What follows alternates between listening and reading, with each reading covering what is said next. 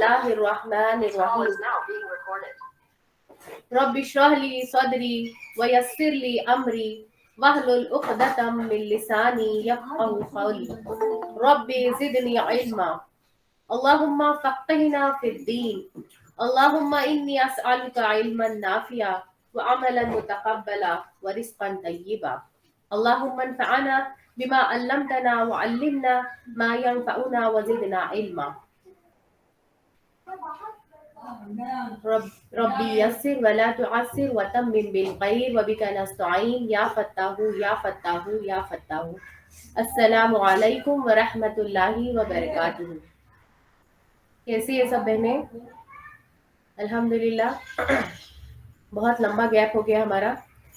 انشاءاللہ یہاں سے ہم کنٹینیو کریں گے. تھوڑی مشکلات تھی، گھر میں پرابلمس تھی، جس کی وجہ سے ہماری کلاسز بہت دن سے اسکپ ہو گئی تھی.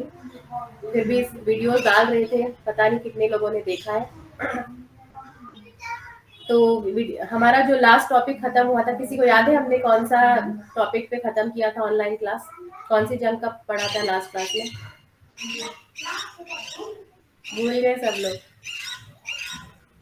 کون سی جنگ کے بارے میں پڑھا تھا لاسٹ کلاس میں؟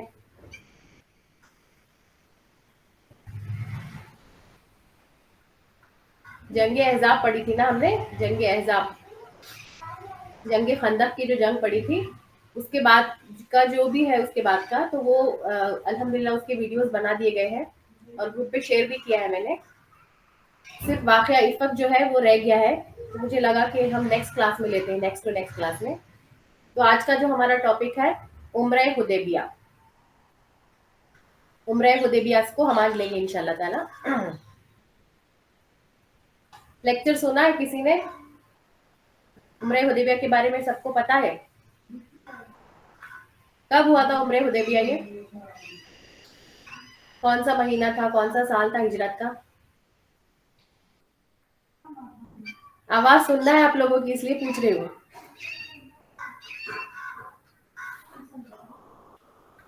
آواز نہیں آ رہی ہے کیا؟ ریان، انیس آنٹی بتائیے. نبیلہ، یہاں بیٹا آواز نہیں آ رہی ادھر سے سب کی. یہاں کی پرمیشنز تو سارے الاؤ ہے، سب شیئر اسکرین.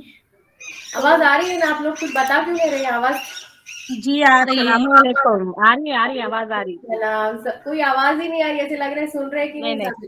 آ رہی ہے سب جنے سن رہے ہیں. ہم لوگ گھر میں سب بیٹھے ہیں، سب جنے سن رہے ہیں. جی ٹھیک ہے. ہم گھر میں سب جنے ہیں، آپ کو سب جنے سلام بول رہے ہیں. وعلیکم السلام رحمۃ اللہ وبرکاتہ. تو عمرہ حدیبیہ ہے نا، ہم نے پڑھا کہ 5 ہجری میں کون سی جنگ ہوئی تھی؟ جو آخری جنگ ہوئی تھی اس سیریز کے اندر، وہ جنگ احزاب ہوئی تھی، ہے نا.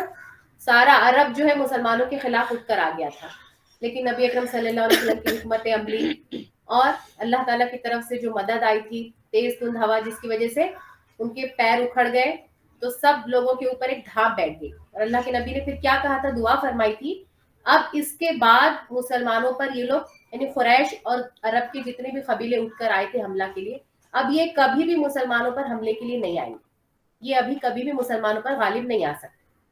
تو اس کے بعد جو ہے 1 سال جو ہے تھوڑا سا سیٹل ڈاؤن چل رہا تھا، آرام سے چل رہا تھا.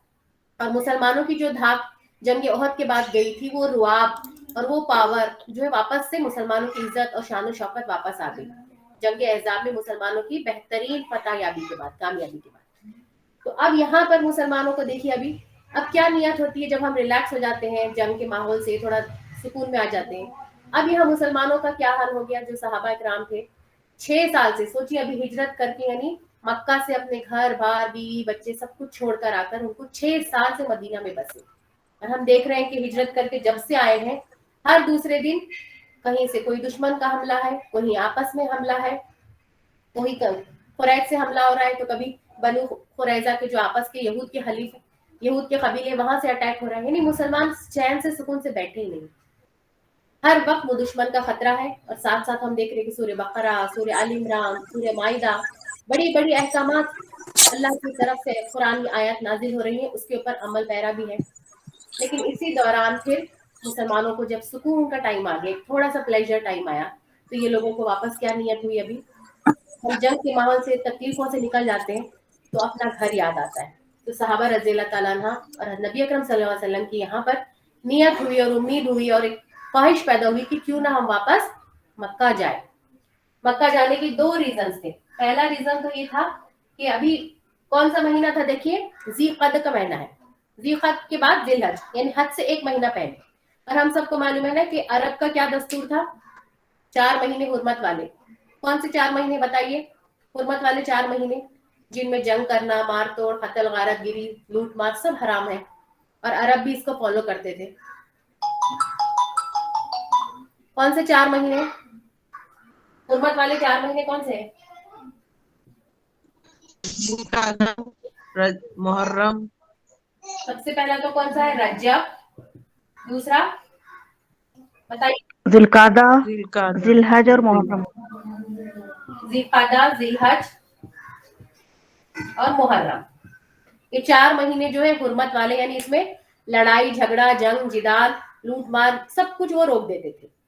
تو ذی الحج کے مہینے, کیونکہ رجب کے مہینے سے یہ لوگ سفر کے لیے نکل جاتے تھے کیونکہ لمبا سفر ہوتا تھا, اور رجب میں عمرہ کرنا ان کے پاس ایک زیادہ ثواب کا باعث سمجھا جاتا ہے.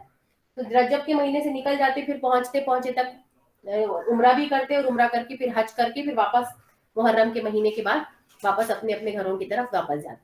تو چونکہ ذی قعدہ کا مہینہ آ چکا تھا, ذی قعدہ کے مہینے کی 6 تاریخ, ذی قعدہ کا ہجرت کا 6واں سال تھا. 6 سال مکمل ہو چکے ہیں, اور 6 سال میں دیکھیے جنگ بدر ہوئی, جنگ احد ہوئی, اس کے بعد جنگ احزاب ہوئی, پھر چھوٹے چھوٹے سریات تو کتنے سارے ہوئے. ہر دن کچھ نہ کچھ لڑائی, ادھر سے دشمن کا خطرہ, خوف اور اطمینان کی حالت ہی نہیں تھی. لیکن یہاں پر اب تھوڑا سا, کیونکہ اللہ کے نبی نے یہاں کہہ دیا تھا کہ اب کوئی کافروں کا گروہ, یہودیوں کا گروہ یا پھر کوئی بھی گروہ اب مسلمانوں پر فتح یاب نہیں ہوگا اس کے بعد. تو اب یہاں پر مسلمانوں نے چاہا کہ ہم مکہ واپس جائیں اور عمرہ کر کے آئیں, کیونکہ ذی الحج کا مہینہ تھا, ذی الحج کے مہینے میں حج ہوتا ہے, ذی الحج کا مہینہ تھا, تو ہم مکہ اپنے شہر واپس جائیں. ایک تو ہم عمرہ بھی کریں جا کر, اور دوسرا ہمارے جو اپنے رشتہ دار ہیں ہے نا, مکے میں سے جو بھی تھے دشمن اسلام تھے لیکن تھے تو رشتہ دار, ہمارے رشتہ دار ہیں.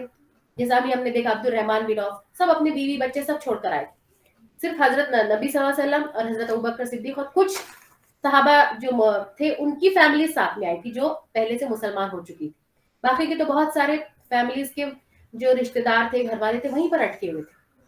تو جب ان کو یاد آیا کہ ہم جا کر اپنے رشتہ داروں سے بھی مل سکتے ہیں, ان کو بھی دعوت دین پیش کر سکتے ہیں, اور ساتھ ساتھ ہم عمرہ, کعبے کا گھر جو ان کا عبادت کا مرکز ہے اس کا طواف وہ ساری چیزیں ان کو یاد آئی, اور یہ ایک نیت کی تھی. لیکن اس کے پیچھے بیک گراؤنڈ جس کو بتائیں گے کیسے شروع ہوا, کہ اللہ کے نبی صلی اللہ علیہ وسلم کو خواب میں دکھایا گیا ہے نا. اللہ کے نبی صلی اللہ علیہ وسلم کو ایک خواب آیا. کیا خواب آیا؟ کہ اللہ کے نبی کو خواب میں دکھایا گیا کہ آپ صلی اللہ علیہ وسلم اور آپ کے صحابہ امن کے ساتھ, یعنی مکہ میں جا رہے ہیں. سوچیے ابھی مکہ سے کیوں نکلے تھے, کس حالت میں نکلے, وہ ہجرت کا سین یاد کریے.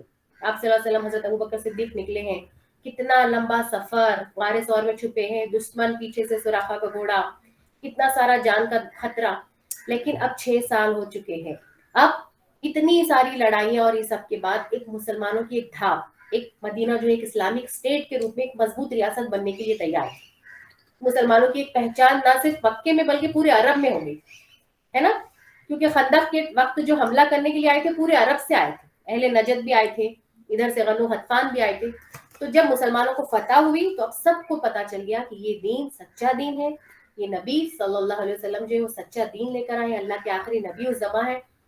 یہود کو بھی یہ پیغام جا چکا تھا, لیکن اب وہ اپنی انا اور ذاتی مفاد کی وجہ سے, اپنی عہدے داریاں چلی جائیں گی, اس وجہ سے وہ قبول کرنے کو تیار نہیں. لیکن اس میں یہ ہو گیا کہ اب اللہ کے نبی کو جو ہے خواب میں جو نظر آ گیا کہ کیا کہ آپ صلی اللہ علیہ وسلم مکہ کے لیے جا رہے ہیں, اور ساتھ میں ان کے صحابہ بھی ہیں. اور کس طرح سے جا رہے ہیں؟ امن کے ساتھ, لڑائی جھگڑا کچھ نہیں, بلکہ پیسفلی جا رہے ہیں. اور کہاں پر جا رہے ہیں؟ مسجد حرام, یعنی کعبۃ اللہ کے اندر انٹر ہو رہے ہیں. یہ کیا خواب میں دکھایا گیا. اور یہ بھی خواب میں دیکھا کہ نہ صرف کعبہ میں جا رہے ہیں بلکہ وہ سر کو منڈوا رہے ہیں. سر کا منڈایا جاتا ہے کعبہ میں جانے کے بعد, سر کا منڈاتے ہیں عمرہ کے بعد, عمرہ یا پھر حج کرنے کے بعد. تو پھر کیونکہ ذی القعدہ کا مہینہ تھا تو اللہ کے نبی को जब ये ख्वाब में दिखाया गया कि वो काबा में दाखिल भी हो रहे हैं और सहाबा के साथ वो अपने सरों को भी मुंडा रहे और साथ में खसर करवाया, यानी कि कुछ लोगों ने सर पूरा मुंडवाया और कुछ ने कुछ बाल कटवाए। इस तरह से ख्वाब दिखाया गया। अच्छा, यहाँ पर एक सोचने वाली बात है कि नबी के जो ख्वाब होते हैं, हमने शुरू में जब वही की किस्में पढ़ी थी उसमें से पढ़ा था ना, वही की एक किस्म क्या होती है नबी सल्लल्लाहु अलैहि वसल्लम की, जो शुरू हुए थे वही की किस्म, वो कौन ख्वाब, सी? ख्वाब, सच्चे ख्वाब। सच्चे ख्वाब है ना। नबी अकरम सल्लल्लाहु अलैहि वसल्लम को जो वही की शुरुआत हुई थी, यानी इक़रा जो पहली वही आई थी, उससे पहले कुछ साल, जो 3 साल तहन्नुस में गुजारे, उसमें सच्चे ख्वाब आते थे। और ये भी एक दलील है। और दूसरी बात ये है कि तमाम अंबिया जो थे, अंबिया के जो ख्वाब है वो सच्चे ख्वाब होते हैं और वो वही का जरिया होते हैं। यानी हम जैसे ख्वाब देखते हैं, हमको ख्वाब नजर आते, वैसे नहीं होते। नबी को जो ख्वाब होते हैं वो सच्चे ख्वाब और वही होते हैं। जैसा देखिए एग्जाम्पल आपके लिए कि इब्राहिम अलैहिस्सलाम ने जो इस्माइल अलैहिस्सलाम की कुर्बानी का जो वाकया है हम सबको मालूम है, तो उनको क्या वही आई थी अल्लाह की तरफ से? यानी कोई जिब्राइल अमीन आकर ये वाकया बताई थी कि आपको ये करना है? कैसे पता चला था उनको ये इस तरह से हुक्म मिला है कि उनको अपने बेटे की कुर्बानी करनी है? ख्वाब में दिखा था उनको। ख्वाब में दिखाया था।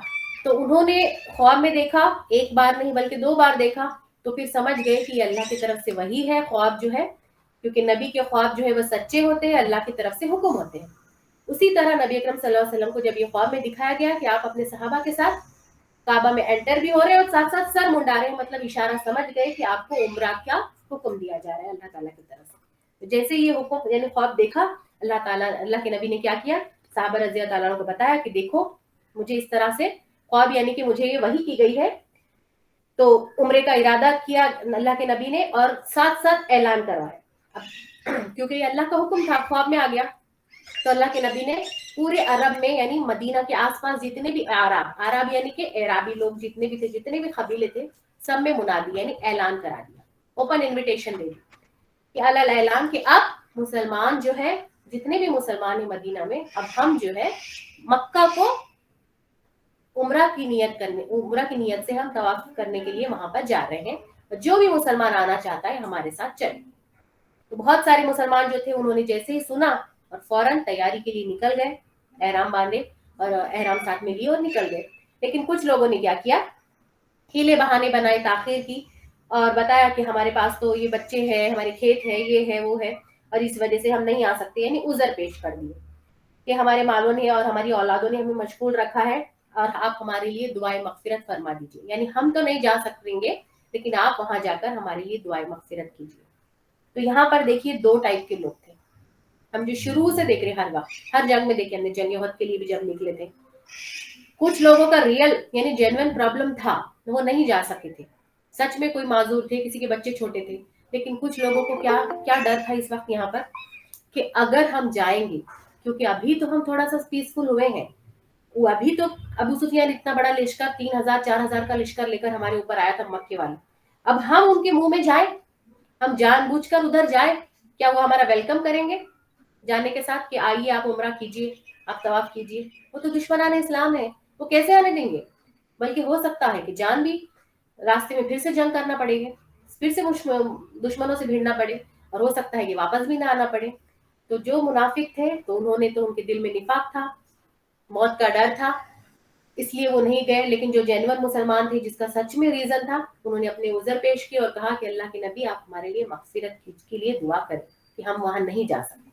इस तरह से नबी अकरम सल्लल्लाहु अलैहि वसल्लम जो है कितने सहाबा को लेकर गए अपने साथ, बताइए, किसी को पता है? 1400। 1400 सहाबा को नबी अकरम सल्लल्लाहु अलैहि वसल्लम जो है अपने साथ 1400 सहाबा को लेकर 1400 सहाबा, ये 1400 का नंबर हमेशा के लिए याद रखिए, क्योंकि ये उम्रा हुदैबिया एक टर्निंग पॉइंट है। यहाँ से जैसा हम मदनी दौर पूरा पढ़ रहे हैं ना, तो हमने जैसे ही देखा मक्की दौर में जो बैत अक़बा आया था, पहले तो हिजरत हबशा से मुसलमानों को एक टर्निंग पॉइंट मिला था कि अब जुल्म सितम बर्दाश्त नहीं करना, यहाँ से निकलना है। फिर बैत अक़बा देखा, बैत अक़बा के बाद फिर बताया गया कि अब मदीना की तरफ हिजरत करने के इशारे शुरू हो गए थे, मदीना की तरफ से वेलकमिंग पॉइंट आ रहे थे, मुसअब बिन उमैर को भेज दिया, फिर बाद में 70, फिर 75, फिर 100 के करीब। उसी तरह से उम्रे हुदैबिया भी एक मदनी दौर में एक टर्निंग पॉइंट है। अभी हम उम्र हुदैबिया के बाद जब गए थे, आगे जाके देखेंगे हम किस तरह ये उम्र हुदैबिया सुलह हुदैबिया में बदली। और ये सुलह हुदैबिया बज़ाहिर ऐसे लगी कि एक तरह से दब कर की गई, एक तरह से मजबूरी में की गई, एक तरह से प्रेशर में की गई, लेकिन अल्लाह ताला ने इसको कुरान पाक में क्या कहा, फतहुन मुबीन के नाम से कहा गया कि ये दबकर की हुई सुलह नहीं है, बल्कि ये आगे जाकर अभी एक स्टेप पीछे हुए हैं, लेकिन एक बहुत लॉन्ग जंप डालना था, और लॉन्ग जंप थी वो फतेह मुबीन यानी फतेह मक्का की तरफ इशारा है। आफ्टर 2 ईयर्स, सिर्फ 2 साल के अंदर, 8 हिजरी के अंदर, यहाँ पर जब यहाँ पर एंटर होने से रोका जा रहा है, वही मक्का में शान आन बान शान से पूरी इख्तिदार के साथ अल्लाह ताला ने बेहतरीन कामयाबी दी, मक्का को फतह कर दिया बिना कत्ल व गारत, एक भी खून खराबे के बिना। लेकिन उसके लिए यहाँ पर बैक एंड पर 2 साल पहले के अगर हम यहाँ पर सीन देखेंगे तो यहाँ पर मुसलमानों को सुलह यानी कि खुद कहाँ पर कॉम्प्रोमाइज भी किया गया। तो हमारे लिए इस्लामी हिस्ट्री के अंदर ये बहुत बड़ी हिकमत है हमारे लिए कि किस टाइम पर हमको कॉम्प्रोमाइज करना है, किस टाइम पर कॉम्प्रोमाइज नहीं करना है। हमने जो अब देखा शुरू में मक्की दौर में, याद है आपको, हमने जब पढ़ा था उतबा बिन रबिया ने जब नबी अकरम सल्लल्लाहु अलैहि वसल्लम को पेशकश की थी, क्या क्या पेशकश की थी? 3 पेशकश बताइए। आपको बादशाह बना देंगे, बादशाह बना देंगे, और बहुत सारी दौलत देंगे, दौलत दे देंगे, और आ, अच्छी लड़की से, खूबसूरत लड़की से शादी करा जो देंगे, भी खूबसूरत लड़की है हम उसके साथ आपकी शादी शादी। करवा देंगे, आपकी मनचाही लड़की से। लेकिन अल्लाह के नबी ने उस वक्त कबूल किया नहीं किया था। नहीं किया, बल्कि उनको सूरा यानी कुरान सूरह फुस्सिलत की आयत पढ़कर सुनाई। यानी और फिर अल्लाह ताला ने क्या वही नाजिल फरमाई बाद में? कौन सा सूरा नाजिल फरमाया? कुल या अय्युहल काफिरून, कुल या अय्युहल काफिरून ला अअबुदु मा ताबुदून वला अंतुम आबिदून मा अअबुद। जिसकी तुम इबादत करते हो हम इबादत नहीं करते, और जिसकी हम इबादत करते हैं उसकी तुम नहीं करने वाले, यानी नो कॉम्प्रोमाइज। लेकिन यहाँ पर देखेंगे तो यहाँ पर अल्लाह की तरफ से हुक्म आया कि कॉम्प्रोमाइज करना। ये है हिकमत, कब कौन सा डिसीजन लेना है। अल्लाह के नबी की जिंदगी को इसीलिए क्या कहा गया? हिकमत, जिसको कहते हैं ना विजडम। तो हिकमत की एक मानी है तरीका, तरीका यानी कि वे ऑफ लाइफ, और दूसरा मानी है सुन्नत। सुन्नत यानी कि अल्लाह के नबी की जिंदगी। अल्लाह के नबी की जिंदगी के अंदर हमारे लिए बहुत सारी हिकमत है, विजडम है। कब कौन सा डिसीजन लेना चाहिए, यस करना चाहिए, कब कौन सा डिसीजन नहीं लेना चाहिए। तो हमको भी जब इस्लाम को, क्योंकि हर उम्मत, आप मैं हम सब क्या है, उम्मत वसत है, और उम्मत वसत होने के नाते हमारा क्या क्या फरीजा है, हमारा क्या हुक्म है हमारा? सूरह बकरा में क्या पढ़ के आया? शुहदा अलन नास, हमको लोगों तक पहुंचाना है ये। तो उसके लिए हमको ये पता होना चाहिए कि हमको कौन सी आयत कब पेश करना है, किस टाइम पे हमको बैक एंड पे जाना है, खामोश रहना है, सुलह करना है, कॉम्प्रोमाइज करना है, चुप बैठना है, और किस टाइम पे हमको अपोज करना है। खुल्लम खुल्ला अलन ऐलान फसदा बिमा तुमर, क्या कहा था सफा की पहाड़ी पर? फसदा बिमा तुमर, अब खुल्लम खुल्ला ऐलान कर दीजिए जो भी हुक्म मिल रहा है। और यहाँ कह रहा है कि नहीं, रुक जाओ उनकी हर शर्त तुम। तो ये सिर्फ एक वाक़े के तौर पर मत लीजिए आप, जो भी हम पढ़ रहे हैं ना पीछे सारे वाक़यात को, उसको जजमेंट करिए कि अल्लाह के नबी कब किसी चीज को, दुश्मन के फैसले को एक्सेप्ट करते थे, कब रिजेक्ट करते थे, कब कॉम्प्रोमाइज करते थे, कब कॉम्प्रोमाइज को एक्सेप्ट करते थे, कब कॉम्प्रोमाइज को भी रिजेक्ट करते थे। तो ये अपनी मर्जी से नहीं करते थे, अल्लाह के हुक्म की ताबेदारी करते थे। अल्लाह ताला की तरफ से हुक्म था, कौम में वही के जरिए दिखा दिया गया था कि आपको वहां जाना है। फिर दूसरा इशारा ऊँटनी ने दी, जिस तरह ऊँटनी, अब हम आगे देखेंगे, ऊँटनी आगे नहीं बढ़ रही है, ये भी अल्लाह की तरफ से इशारा था कि जिस तरह जब अब्रहा का लश्कर आया था, तो अब्रहा का लश्कर से हाथियों का लश्कर, जो हमने सूरह फील में पढ़ के आए थे अब्दुल मुत्तलिब के वाक़े में, क्या हुआ था जब बताइए? हाथी बैठ गए थे, हाथियों का लश्कर आगे बढ़ रहा था, जो हाथी का जो इनकार कर दिए, नहीं बढ़ा था। क्या नाम था उसका? सबसे बड़ा हाथी जो था, हाथियों का सरदार जो था, याद रखना है हमें सारी चीजें, हम सीरा पढ़ के भूलना नहीं है। महमूद है ना, सबसे बड़े बड़े कानों वाला हाथी। वो जो बड़ा हाथी था, जो सरदार था हाथियों का, वो तो ऐसे रुक गया था, बिल्कुल ऐसे जम गया था। उसको कितने सारे लोग आकर, 10-20 लोग आकर, पहलवान लोग भी आकर हटा रहे, तो हल नहीं रहा था, जा नहीं रहा था काबे की तरफ। क्यों जा रहा था? वो काबे को ढाने के लिए, गलत काम के लिए। वहां पर अल्लाह की रजा नहीं थी, अल्लाह के घर को तोड़ने के लिए जा रहा। तो यहाँ पर भी अल्लाह की नबी सल्लल्लाहु अलैहि वसल्लम की जो ऊँटनी थी कस्वा, वो आगे ही नहीं बढ़ रही थी। क्यों? क्योंकि अल्लाह की तरफ से उस आगे जाने का उस इशारे थे कि आप जो आगे काम के लिए जा रहे हैं वो काम सक्सेसफुल नहीं होने वाला है, लेकिन फिर भी वहां जाना है। बज़ाहिर आपको लगेगा वहां पर कि आप जिस काम के लिए उम्रा के लिए जा रहे हैं आपको रोक दिया जाएगा, लेकिन उसमें भी हर शर में, हर पीछे हटने में भी अल्लाह की तरफ से मोमिन के लिए खैर ही खैर होती है। ये हमारे लिए बहुत बड़ा सबक है इसमें। तो देखिए अल्लाह के नबी रेडी हो गए यहाँ पर, 1400 सहाबा आप सल्लल्लाहु अलैहि वसल्लम के साथ उम्रा हुदैबिया के लिए, उम्रा की तरफ, मक्का की तरफ उम्रा करने की नियत से एहराम बांध कर निकल गए। अब क्या हुआ देखिए, पीर का दिन था, जिलकद की पहली तारीख थी। देखिए ये इंपॉर्टेंट है कि हमें डे कौन सा था, मंडे था, और जिलकद की जो महीना था उसकी 1 तारीख थी, फर्स्ट तारीख थी, पहली तारीख का चांद देखें। और 1400 मुहाजिरीन और अंसार, देखिए यहाँ पर न सिर्फ मक्का वाले थे यानी जो हिजरत करके पहले आए थे, बल्कि अंसार सहाबा भी आप सल्लल्लाहु अलैहि वसल्लम के साथ उम्रा के लिए मक्का जाने के लिए तैयार थे। मदीना से रवाना हुए। अच्छा, तो उम्रा जाने के लिए क्या लगता है साथ में? उम्रा जाने के लिए सबसे पहले एहराम, वहां पहनने के लिए कपड़े, ड्रेस, और दूसरा वहां जाने के बाद कुर्बानी का जानवर। तो जिसके पास भी अवेलेबल था अपने साथ, सब ने अपने साथ कुर्बानी के जानवर भी ले लिए, जिसकी इस्तेताअत थी और जो ले सकते थे, क्योंकि उम्रा के लिए वहां पर कुर्बानी का जानवर भी जरूरी है। तो तैयारी से गए हैं पूरी, ताकि लोगों को मालूम हो। अच्छा, जानवर वहां जाकर भी ले सकते थे, है ना, पैसा वगैरह ले लेके, जैसा भी अभी आजकल जाते हैं हाजी लोग, वहां जाकर खरीद लेते हैं, यहाँ तो सिर्फ पैसा दे देते हैं अभी तो। लेकिन ये लोग भी तो उस तरह से करते थे कि वहां जाकर पैसा दे सकते थे, लेकिन ये लोग अपने साथ जानवर ले गए। क्या बताना मकसूद था, समझ में आता है आपके? कि हम जंग करने नहीं आ रहे हैं, हम उम्रा के लिए आ रहे हैं। क्या बताना मकसूद था? लड़ाई या जंग करना मकसूद नहीं है, हम सिर्फ उम्रा या काबा की जियारत के लिए आ रहे हमेशा जो है इंसान को एकदम क्लीन एंड क्लियर होना चाहिए। अपने जाहिरियत से भी कुछ चीजों को इजहार करना पड़ता है ना, कुछ चीजों को शो ऑफ करना पड़ता है। तो देखिए दुश्मन को सामने जहाँ जा रहे हैं हम, मक्का को जिस जमीन पर जा रहे हैं, सोचिए कि जिलकद का महीना है, सिर्फ 2 से 3 महीना पहले ही वहां पर हमारी इतनी बड़ी जंग हो गई, जंग अहज़ाब। तो वो दुश्मन को वहां पर पूरी तरह से दिखाना था, साबित करना था कि हम लड़ने के लिए नहीं आ रहे, we are not coming for war, हम अब लड़ने के लिए नहीं आ रहे, हम तो वहां पर उम्रा करने के लिए आ रहे हैं, अल्लाह के घर की जियारत करने के लिए आ रहे हैं। तो उनको दिखाने के लिए कोई भी जो सहाबी थे, 1400 में से किसी ने अपने साथ हथियार नहीं लिए। चंद एक सहाबा ने जो सिर्फ कुर्बानी के लिए जो चांद लगते हैं ना वहां पर, छुरी वगैरह जो करने के लिए, बस उतने से हथियार साथ में।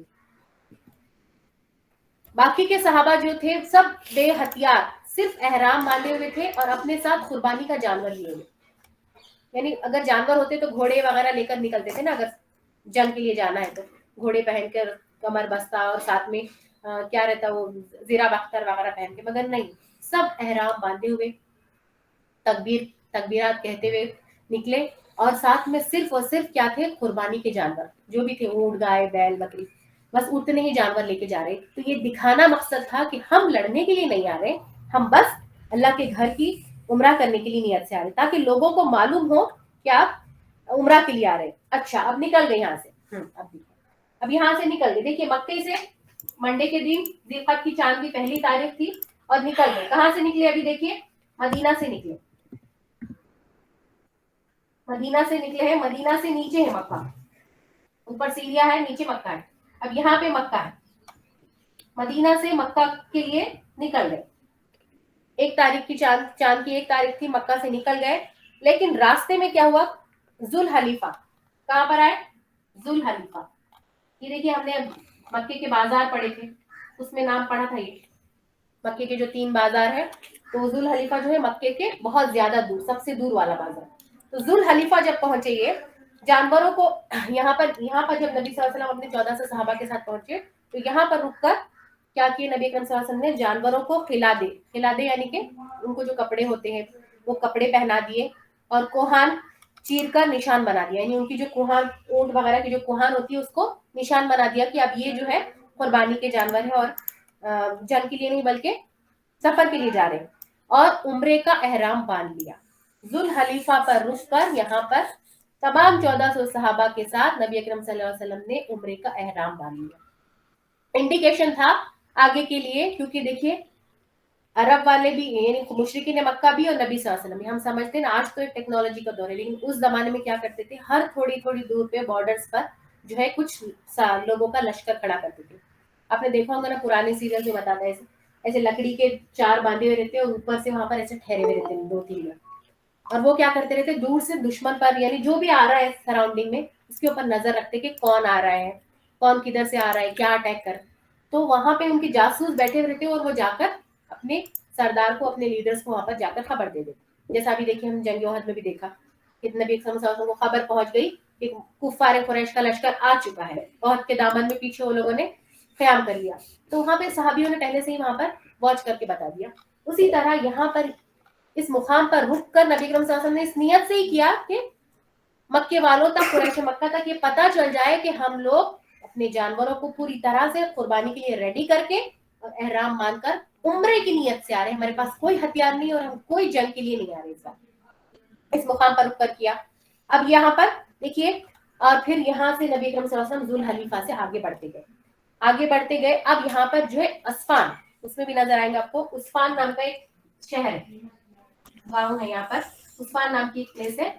उस मुकाम में उस्फान पर जब पहुंचे तो वहां पर क्या हुआ, आपको एक जासूस आया। वहां पर उस्फान प्लेस पे गए तो वहां पर एक जासूस आया, यानी मक्के की तरफ से एक जासूस आया, और जासूस आकर नबी अकरम सल्लल्लाहु अलैहि वसल्लम को इत्तला दी कि कुरैश जो है, आप तो बराबर, मुझे पता है कि आप सब लोग जो है 1400 सहाबा, आपके जितने भी साथी हैं सब के सब हम जानते हैं कि आप तो बिल्कुल पाक नियत से, उम्रा की नियत से मक्का आना चाह रहे हैं, लेकिन उस तरह की नियत मक्के वालों की नहीं है, कुरैश मक्का की नहीं है, बल्कि ये तो पूरी तरह से जंग के लिए तैयार है। किसने कहा ये? यहाँ पर एक जासूस आया और जासूस ने आकर ये इत्तला दी कि कुरैश जंग का और मुसलमानों को बैतुल्लाह से रोकने का पक्का इरादा किए हुए।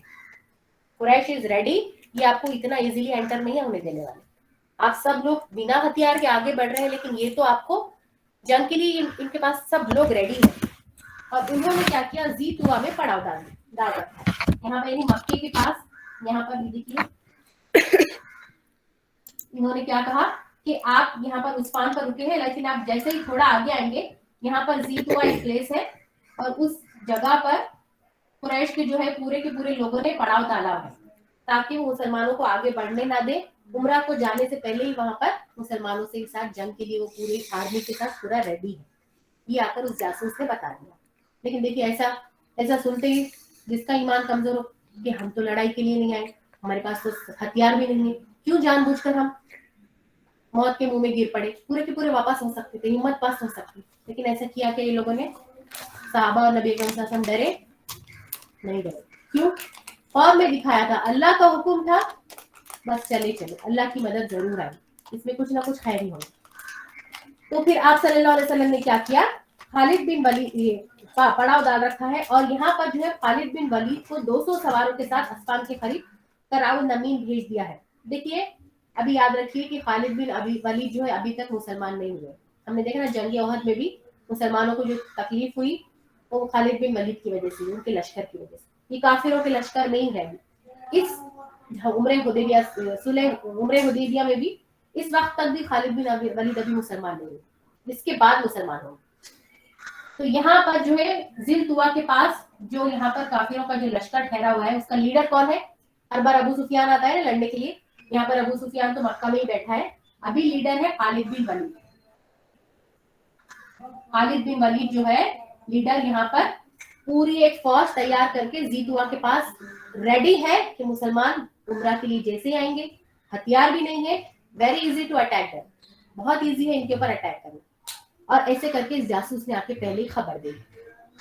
तो अब नबी अकरम सल्लल्लाहु अलैहि वसल्लम ने क्या किया और साथ और ये भी बताया कि अब जैसे अगर आप यहाँ से ना होते हुए दूसरे रास्ते से भी जाएंगे तो मक्के को आने वाले तमाम रास्ते बंद कर दिए गए। यानी अगर आपने ये प्लानिंग की कि हम जी तुआ से नहीं होकर किसी और रास्ते से मक्का जाएंगे, तो मक्के को पहुंचने के लिए जितने भी रास्ते हैं वो रास्तों पे सब जगह पहरेदार भी है, फौजें तैयार है लड़ने के लिए, और रास्तों को पूरी तरह से बंद कर दिया गया, यानी पूरी तरह से वो लड़ने के लिए अलर्ट है। तो अब यहाँ पर और साथ में बताया कि यहाँ पर जिस तरह जी तुआ में खालिद बिन वलीद का लश्कर है, उसी तरह से न सिर्फ कुरैश मक्का बल्कि उन्होंने बहुत सारे हबशी किसको बोलते हैं? हबशी मतलब क्या है? हबशी ये तो बहुत स्ट्रॉन्ग कौम है बहुत जो गुलाम। स्ट्रांग रहते हैं ना, जो हबशा से है, और ब्लैक यानी क्या बोलते हैं उसको, एकदम ब्लैक रहते हैं, बहुत पावरफुल, ताकतवर, ऊंचे हट्टे कट्टे पहलवान टाइप। जैसा कि हमने देखा ना वो जंग ओहद में जो हजरत हमजा रजी अल्लाह ताला अन्हु को शहीद किया था, वो भी एक हबशी पहलवान था ना, जो बाद में मुसलमान हुआ, लेकिन उस वक्त एक हबशी पहलवान था। वो नेजा फेंकने में एक्सपर्ट रहते, तलवारबाजी में एक्सपर्ट, ताकतवर, बहुत पावरफुल, जिस्मानी तौर पर फिजिकली बहुत स्ट्रांग रहते हैं। तो उन्होंने कहा कि मक्के के हर दरवाजों पर, मक्के में जितने एंट्रेंस है वहां पर कुरैश ने क्या किए, बहुत सारे हबशी जवानों को, अहाबीश हब्श की जमा, बहुत सारे हबशी पहलवानों को उन्होंने वहां पर तैनात किया हुआ है। तो ये सब जासूस ने बताया कि अब अगर जीत हुआ, जो सिंपल वे है मक्का जाने का, वहां पे तो खालिद बिन वलीद का लश्कर ठहरा है, और बाकी के भी रास्तों को बंद कर दिया गया है, और वहां पर बहुत सारे हबशी जवानों को, स्ट्रॉन्ग फिजिकल आदमियों को, यानी समझ जाओ मिलिट्री वालों को वहां पर तैनात किया हुआ है, पूरी तरह से तैनात किया हुआ है। रसूल सल्लल्लाहु अलैहि वसल्लम ने मशवरा किया। अब देखिए, अब जब भी कोई मुश्किल हालात आती, नबी सल्लल्लाहु अलैहि वसल्लम अपना डिसीजन नहीं बताते, बल्कि क्या करते, सहाबा से मशवरा करते कि क्या किया जाए, क्या किया जाए। नबी करीम सल्लल्लाहु अलैहि वसल्लम ने मशवरा किया कि अब हम क्या करें, हम तो नेक नियत से निकले हैं, लेकिन अब तो रास्ता नजर नहीं आ रहा आगे बढ़ने का, तो हमको क्या करना चाहिए। तो ये मशवरा किया कि हमारे पास तो दो ऑप्शन है। एक तो ये कि हम जो भी रास्तों में हमको जो हबशी जवान आएंगे उनसे लड़े जाकर, जो भी हमारे पास हथियार नहीं है लेकिन उनसे लड़े, यानी जो भी हबशी है हम उनके घरों पर हल्ला बोल दें, यानी उनके साथ झगड़ा करें, या फिर सीधा बैतुल्लाह का खसद करें और जो रोके उनसे लड़े। यानी हम सोचे ही नहीं, अभी हमको जो रास्ता मिलता गया हम आगे बढ़े, जो भी सामने आएगा देखा जाएगा और उनसे लड़ेंगे और आगे बढ़ेंगे। लेकिन या फिर हम क्या करना चाहिए, यहाँ पर हम अभी रुक कर किसी और से मशवरा करें कि कोई आए मक्के की तरफ से, और उनको हम फिर से मशवरे के लिए यहाँ पर वेट करें, हम कि हम लड़ने के लिए नहीं आए, कॉम्प्रोमाइज करने के लिए, बात करने के लिए, हम ये वेट करें, या फिर फौरन आगे बढ़े, जो होगा देखा जाएगा। तो सहाबा से सबसे अलग अलग राय पूछी। तो उसमें सबसे पहले हजरत अबू बकर सिद्दीक खड़े हुए। हजरत अबू बकर सिद्दीक ने कहा कि हम उम्रा करने के लिए आए हैं अल्लाह के नबी, लड़ने नहीं आए हैं, लिहाजा जो हमारे और बैतुल्लाह के दरमियान हाइल होगा हम उनसे लड़ेंगे। रसूल सल्लल्लाहु अलैहि वसल्लम ने ये राय को कबूल किया, है ना। कुछ लोगों ने कहा कि हम ज़ेद दुआ से जाएंगे, जो लश्कर से उधर से लड़ेंगे। कुछ लोगों ने कहा कि हम जो हबशी लोगों के घर यहाँ पर रास्ते में आएंगे उनसे लड़ लेंगे। इतना इजी नहीं है ना सारी चीजों को, कोई भी काम लेना है तो उसको हमको प्रॉपर मशवरा और प्लानिंग के साथ आगे बढ़ना चाहिए। लेकिन अबू बकर सिद्दीक ने कहा कि अल्लाह ताला हमारी नियतों को जानता है, हमारी नियत क्या है, हमको बैतुल्लाह जाना है, उम्रा करना है।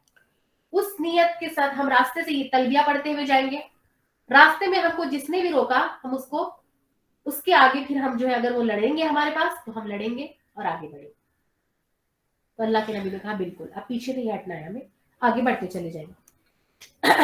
उधर खालिद बिन वलीद ने, अब यहाँ पर ये जो खालिद बिन वलीद ने ज़ोहर की नमाज में मुसलमानों को रुकू और सजदा करते देखा तो कहा, अब यहाँ पर देखिए खालिद बिन वलीद ने क्या, यहाँ पर जीत हुआ के पास कुछ जो साहब, खालिद बिन वलीद ने क्या किया, ज़ोहर की नमाज में मुसलमानों को रुकू और सजदा करते देखा। यहाँ पर देखा उन्होंने कि मुसलमानों का एक लश्कर यहाँ पर आकर रुका है, जीत हुआ के करीब करीब, और जोहर का वक्त है।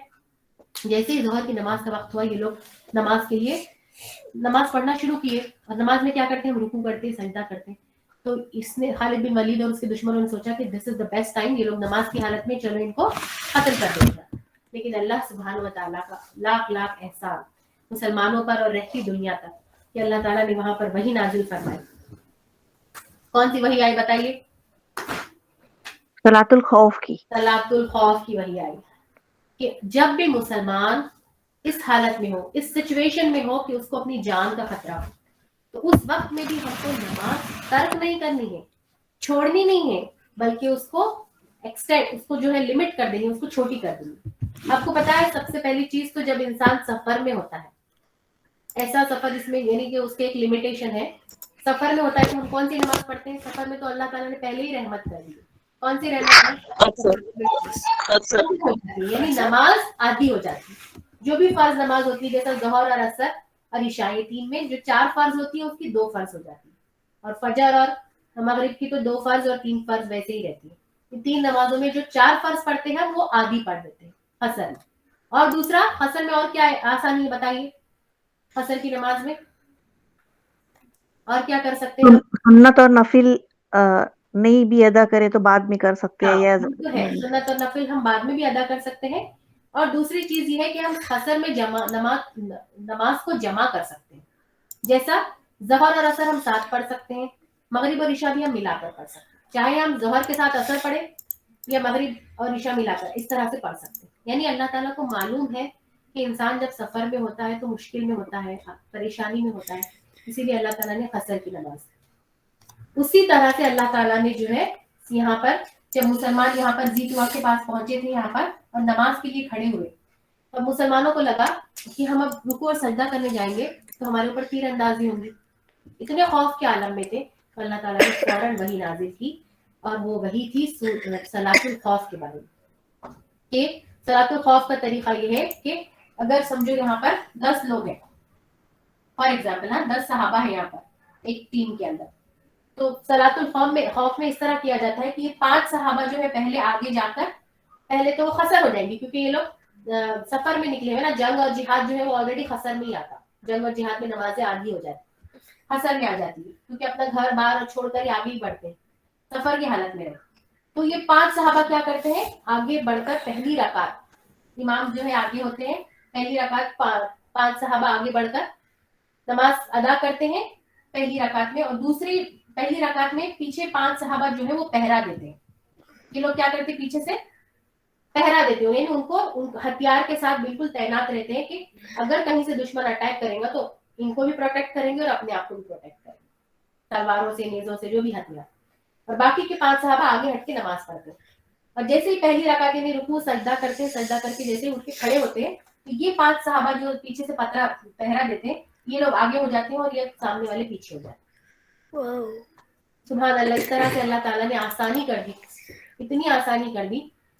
تو اس سے ہمیں آسانی سمجھ میں آتی ہے، لیکن سوچنے اور سمجھنے والی کیا بات ہے، ہمارے لیے سبق کیا ہے اس کے اندر، نماز کی اہمیت کے بارے میں کیا سبق ملتا ہے.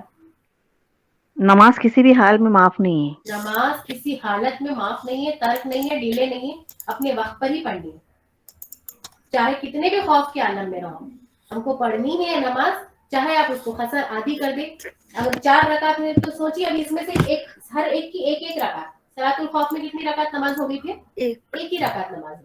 یہ پہلی رکعت والے آگے ہٹے، دوسری رکعت والے پیچھے ہٹ گئے، یعنی ہر ایک میں صرف ایک رکعت نماز.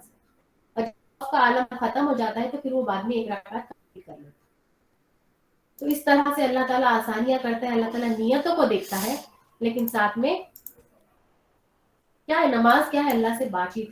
اللہ تعالیٰ کہہ رہے ہیں کہ تم جب تک مجھ سے بات نہیں کریں گے تمہارے مسئلے کیسے حل ہوں گے، تم کو مشکل کیسے ہٹیں گی تمہاری. تو اس طرح سے ہم کتنی بھی مشکل میں ہو ہم کو نماز نہیں چھوڑنی. ہم کو دنیا میں بھی ہم یہ دیکھ سکتے ہیں، ہم کوئی بھی مشکل میں بہت زیادہ پرابلم ہے، ہم کو لگ رہا ہے کہ ہمارے پاس 1 منٹ بھی نہیں ہے، ہم تب بھی ہم کوشش کریں کہ کم سے کم 1 رکعت تو پڑھ لیں، کچھ تو پڑھ لیں، لیکن چھوڑیں نہیں ٹائم. نیت کریں کہ نماز معاف نہیں ہے نا. حضرت امام حسین کا دیکھتے ہیں ہم، شہادت کا جب واقعہ، کتنے سخت پورے دشمنوں کے تیروں سے گھرے ہوئے تھے، پورا جسم ان کا زمین پہ سے جو رکھا ہوا تھا وہ تیروں کے اوپر رکھا ہوا تھا، تلواروں اور نیزوں پر زمین سے اٹھا ہوا تھا. اس حالت میں بھی وہ بولے کہ مجھے نماز پڑھنا ہے. اور جیسے ہی سجدے میں گئے تو دشمن نے ان کو شہید کر دیا. یعنی نماز کی اہمیت ہے. ظہر کی نماز کا وقت تھا اور وہ بولے کہ مجھے نماز پڑھنی ہے. تو اللہ تعالیٰ ہم سب کو بھی ایسی شعور عطا فرمائے اور نماز کی سچی تڑپ اور ویسے نماز پڑھنا سکھا دے جیسے اللہ کو پسند ہے، جیسے اللہ کے نبی نے پڑھی ویسی نماز. پھر آگے بڑھتے ہم دیکھیں کہ یہاں پر صلاۃ الخوف مسلمانوں کے لیے بہت بڑی رحمت نازل ہوئی ہے کہ مسلمانوں کو ایک صلاۃ الخوف کی آیتیں نازل ہوئی. ورنہ تو کیا ہوتا کہ اگر سب کے سب نماز پڑھتے تو کیا ہوتا، پیچھے سے دشمنوں کو تو آسانی سے سب کو ختم کر دیا جاتا. پھر طے کیا، جو صحابہ تھے انہوں نے طے کیا کہ عصر کی نماز کے دوران، پھر انہوں نے طے کیا، دیکھا کہ یہ تو معاملہ فیل ہو گیا تو انہوں نے طے کیا کہ ٹھیک ہے اپن عصر کی، جو خالد بن ولید کا لشکر تھا، کہ ہم عصر کی نماز میں اب ان کو پھر سے ہم حملہ کریں گے. لیکن اللہ نے ظہر اور عصر کے درمیان میں صلاۃ الخوف کی آیتیں نازل فرما دی، اور پھر خالد بن ولید کے ہاتھ سے ان کی جو پلاننگ تھی کہ وہ حملہ کریں گے، وہ حملہ کرنا ان کا فیل ہے نا. وَمَكَرُوا وَمَكَرَ اللَّهُ وَاللَّهُ خَيْرُ الْمَاكِرِينَ. انہوں نے چال چلی لیکن اللہ تعالیٰ تو خیر الماکرین ہے. ان کی چال تھی کہ ہم نیکسٹ نماز میں ان کو پکڑ لیں گے اور سب کے سب کو ختم کریں گے، لیکن اللہ تعالیٰ نے پہلے ہی صلاۃ الخوف کی آیتیں نازل فرمائی کہ ہم کچھ لوگ پہلے نماز پڑھیں، کچھ لوگ پہرا دیں، پھر وہ لوگ آگے ہو جائے, اور اس طرح سے پھر نمازیں بھی ادا ہو گئی اور ان کی جان بھی بچ گئی. تو پھر رسول صلی اللہ علیہ وسلم نے کیا کیا, پھر اس راستے کو چھوڑ کر پھر رسول صلی اللہ علیہ وسلم نے طے کیا کہ اب ہم کیا کریں گے, یہ ذی الطوا سے نہیں جائیں گے, یہ راستہ ہم اسکپ کر دیں گے اور ہم کیا کریں گے, دوسرے راستے سے جائیں گے. اور وہ حالت صلی اللہ علیہ وسلم نے ڈیسائیڈ کیا کہ ہم اس راستے کو چھوڑ کر ایک دوسرا راستہ, یعنی کہ ہم تھوڑا سا لمبا جائیں گا لیکن ہم تھوڑا سا ٹرننگ پوائنٹ. دیکھیے آپ ہر جنگ میں ہم یہ واقعہ دیکھتے ہیں, ہر سفر میں نبی صلی اللہ علیہ وسلم ہجرت کا سفر دیکھیے کتنا ٹرننگ کر کے گئے. احد میں بھی دیکھیے ٹرننگ سیدھے سے نہیں آئے, پیچھے سے. بدر میں بھی دیکھیے آپ ڈائریکٹ نہیں گئے. ہر جگہ نبی صلی اللہ علیہ وسلم کی حکمت, دشمنوں سے کس طرح الرٹ رہتے ہیں کہ جو سمپل وے ہوتا ہے وہاں سے نہیں جاتے تھے, گھوم کے جاتے. تو یہ پہلی حکمت عملی ہے کہ جتنا ہو سکے فتنوں سے دور رہو, جھگڑے سے جنگ سے دور رہو. جب سامنا ہو جائے پھر لڑو. پہلے ہی لڑنے کے لیے ڈھونڈنے کے لیے جا کر یہاں پر پہلے کہے کہ نہیں ہم جائیں گے اور سارے کے سارے صحابہ سے جو دشمن سے لڑے. کوشش کیا کریں کہ دشمن سے, فتنے سے, مشکلوں سے دور رہے. اس میں بھی ہمارے لیے کیا سبق ہے, آج بھی ہم جو دور میں ہیں ہم یہ فتنوں کے دور میں, ہر جگہ فتنے پھیلے ہوئے, ہم کو پتہ ہی نہیں چل رہا. ہم سائنس اینڈ ٹیکنالوجی سمجھ رہے ہیں, ہم اس کو انوینشن سمجھ رہے ہیں کہ سائنس نے بہت ترقی کی, لیکن ہم دراصل پورے فتنوں میں گھرے ہوئے. یہ ٹیکنالوجی, یہ ساری چیزیں ہمارے لیے فتنہ ہے. اگر ہم اس کا ایک پل کے لیے بھی غلط استعمال کریں تو ہم کو اس سے دور رہنا ہے, کہ جب ضرورت پڑی رہی ہم کو فتنے میں گرنا ہی ہے تو پھر اس کا صحیح استعمال کریں.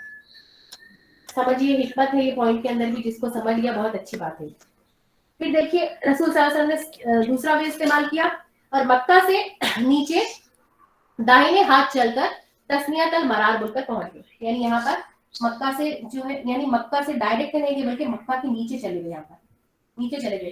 دیکھیے جب ہجرت کے لیے بھی گئے تھے نبی صلی اللہ علیہ وسلم تو مدینہ سے آگے چلے گئے تھے اور ایسے گھوم کے گئے تھے مدینہ کی طرف.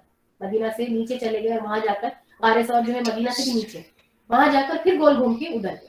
اسی طرح یہاں پر بھی ڈائریکٹ مکہ نہیں گئے بلکہ مکہ کے نیچے تسنیۃ الامر بول کر ایک پلیس ہے وہاں گئے. اور وہاں جانے کے بعد اللہ کے وہاں پر گئے اور وہاں جانے کے بعد اللہ کے تسنیۃ الاثر پر پہنچے. وہاں جا کر اللہ کے نبی نے کیا کیا, جہاں سے حدیبیہ میں اترتے, وہ جو پلیس ہے مکہ کے پاس کی, وہ جو پیچھے گئے وہ ہے پلیس حدیبیہ. سمجھ میں آ رہا, میں یہاں پر ڈرا کر دے گی. اب یہ حدیبیہ یہاں سے سٹارٹ ہو رہا ہے. حدیبیہ کیا ہے, کس کا نام ہے بتائیے, کس چیز کا نام ہے؟ گاؤں کا نام ہے, کنویں کا نام ہے, پلیس کا نام ہے, کسی شخص کا نام ہے, کیا ہے یہ؟ پلیس کا, حدیبیہ جو پڑھ رہے ہیں ہم, پلیس کا نام. دیکھیے حدیبیہ جو ہے نا, اصل میں حدیبیہ نام کا وہ گاؤں بھی تھا اور وہاں پر ایک کنواں تھا, اس کا بھی نام حدیبیہ تھا. کبھی کبھی ہوتا ہے نا کسی چیز کی وجہ سے اس کا نام وہی پڑ جاتا ہے. ہو سکتا ہے یہ کنویں کی وجہ سے نام گاؤں کا پڑ گیا, یا پھر گاؤں کی وجہ سے یہ کنویں کا نام حدیبیہ, دونوں کا نام حدیبیہ. کنویں کا بھی نام حدیبیہ تھا اور پلیس کا بھی نام حدیبیہ. تو جہاں سے آپ نبی صلی اللہ علیہ وسلم حدیبیہ میں اترے, وہاں پہنچ کر آپ کی اونٹنی بیٹھ گئی. اب یہاں پر کیا ہوا دیکھیے, جیسے ہی نبی صلی اللہ علیہ وسلم حدیبیہ کی جگہ پر آئے, وہاں پر نبی صلی اللہ علیہ وسلم کی جو اونٹنی تھی, کیا نام تھا اونٹنی کا نام, کیا تھا؟ قصوہ. قصوہ. نبی صلی اللہ علیہ وسلم کی جو اونٹنی تھی اس کا نام تھا قصوہ. یہ چیزیں لکھ لیجیے آپ لوگ, یاد رہنی چاہیے ہم کو. نبی صلی اللہ علیہ وسلم کی اونٹنی کا نام جو تھا قصوہ تھا, اور وہ وہاں پر بیٹھ گئی. یعنی چلتے چلتے چلتے چلتے اچانک بیٹھ گئی اور آگے ہی نہیں بیٹھ رہی, اٹھ ہی نہیں رہی. تو لوگوں نے کیا کیا, اٹھنے کو مطلب کیا کرتے, اپن جانور نہیں اٹھا تو کیسے کیسے لکڑی سے اٹھاتے, اس کو ڈھکیلنے کی کوشش کرتے, ویسے صحابہ نے کیا کیا, اس کو اٹھانے کی کوشش, پھر بھی نہیں اٹھ رہی وہ. تو لوگوں نے کہا قصوہ اڑ گئی ہے. کیا ہوا, یہ تو اڑ گئی ہے, بالکل نہیں ہٹ رہی ہے. نبی صلی اللہ علیہ وسلم آئے وہاں پر, آ کے نبی صلی اللہ علیہ وسلم نے فرمایا ما قلات القصوى وما ذاك لها بخلق ولكن حبسها حابس الفيل. یہ جملہ دیکھیے کتنا پیارا. قصوہ اڑی نہیں ہے اور نہ یہ اس کی عادت ہے, لیکن اسے اس ہستی نے روک رکھا ہے جس نے اس ہاتھی کو روکا تھا. سمجھ میں آیا نا, ہم نے جو شروع میں بات کی تھی وہی بات, کہ یہ خود سے نہیں رکی ہے بلکہ اس کو روکا گیا ہے. ہاتھی کو کس نے روکا تھا؟ ابرہہ کے لشکر کا جو ہاتھی تھا اس کو کس نے روکا تھا آگے بڑھنے سے؟ اللہ تعالیٰ نے. اللہ سبحانہ و تعالیٰ نے. جس طرح اس ہاتھی کو آگے بڑھنے کا حکم نہیں ملا تھا اور وہ اللہ کے حکم سے رک گیا تھا, اسی طرح میری اونٹنی کو بھی اللہ کی طرف سے حکم نہیں, اسی لیے اڑ گئی. اشارہ تھا یہ, جس کام کے لیے آپ آگے جا رہے ہیں مقام تو پورا نہیں ہوگا. उमरा के लिए जा रहे थे, उमरा तो करने की इजाजत नहीं मिलेगी, लेकिन फिर भी अल्लाह की कसम ये लोग मुझसे किसी भी ऐसे मामले का मुतालबा ना करेंगे जिसमें अल्लाह की हुर्मतों की ताजीम कर रहे हो, मगर मैं इसे जरूर तस्लीम कर लूंगा। देखिए ये है अल्लाह के नबी सल्लल्लाहु अलैहि वसल्लम की दूरअंदेशी, हिकमत अमली, बसीरत, कि अल्लाह के नबी ने उस इंसिडेंट से, सिर्फ ऊँटनी के उस वाक्य से आगे का पूरा मामला, पूरा माजरा समझ में आ गया, कि मैं समझ गया कि आगे ये ऊँटनी नहीं उठ रही है, मतलब अल्लाह का इशारा समझ गए। क्या इशारा था कि अब मैं आगे जब बढ़ूंगा तो मुझसे ये जो लोग कुरैश मक्का है वो कुछ ऐसे चीजों का मुतालिबा, कुछ ऐसे डिमांड ना कर दे जिसमें अल्लाह की हुर्मत की ताजीम हो जाए, यानी अल्लाह के घर की तरफ जा आगे बढ़ रहे हैं, वहां पर कोई जंग खराबा ना हो जाए, उसके लिए मैं पूरी कोशिश करूंगा, और उसके लिए मैं हर चीज को जरूर तस्लीम कर लूंगा।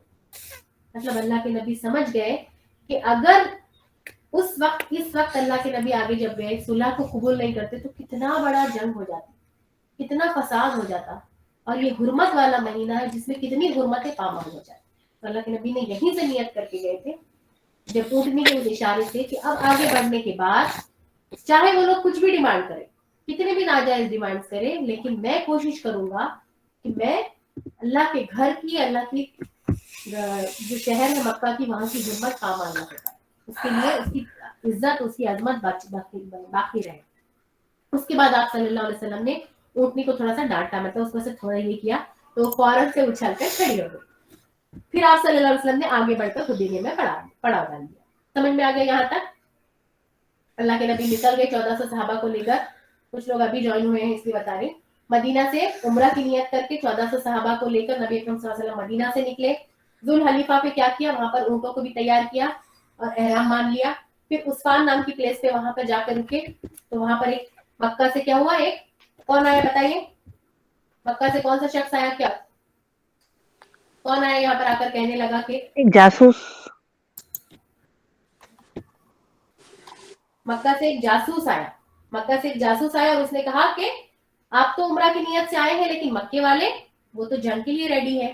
जीतुआ की प्लेस पे खालिद बिन वलीद की क़ियादत में बहुत बड़ा दुश्मनों का गिरोह है जो आपको और आपके सहाबा को जंग के लिए तैयार है।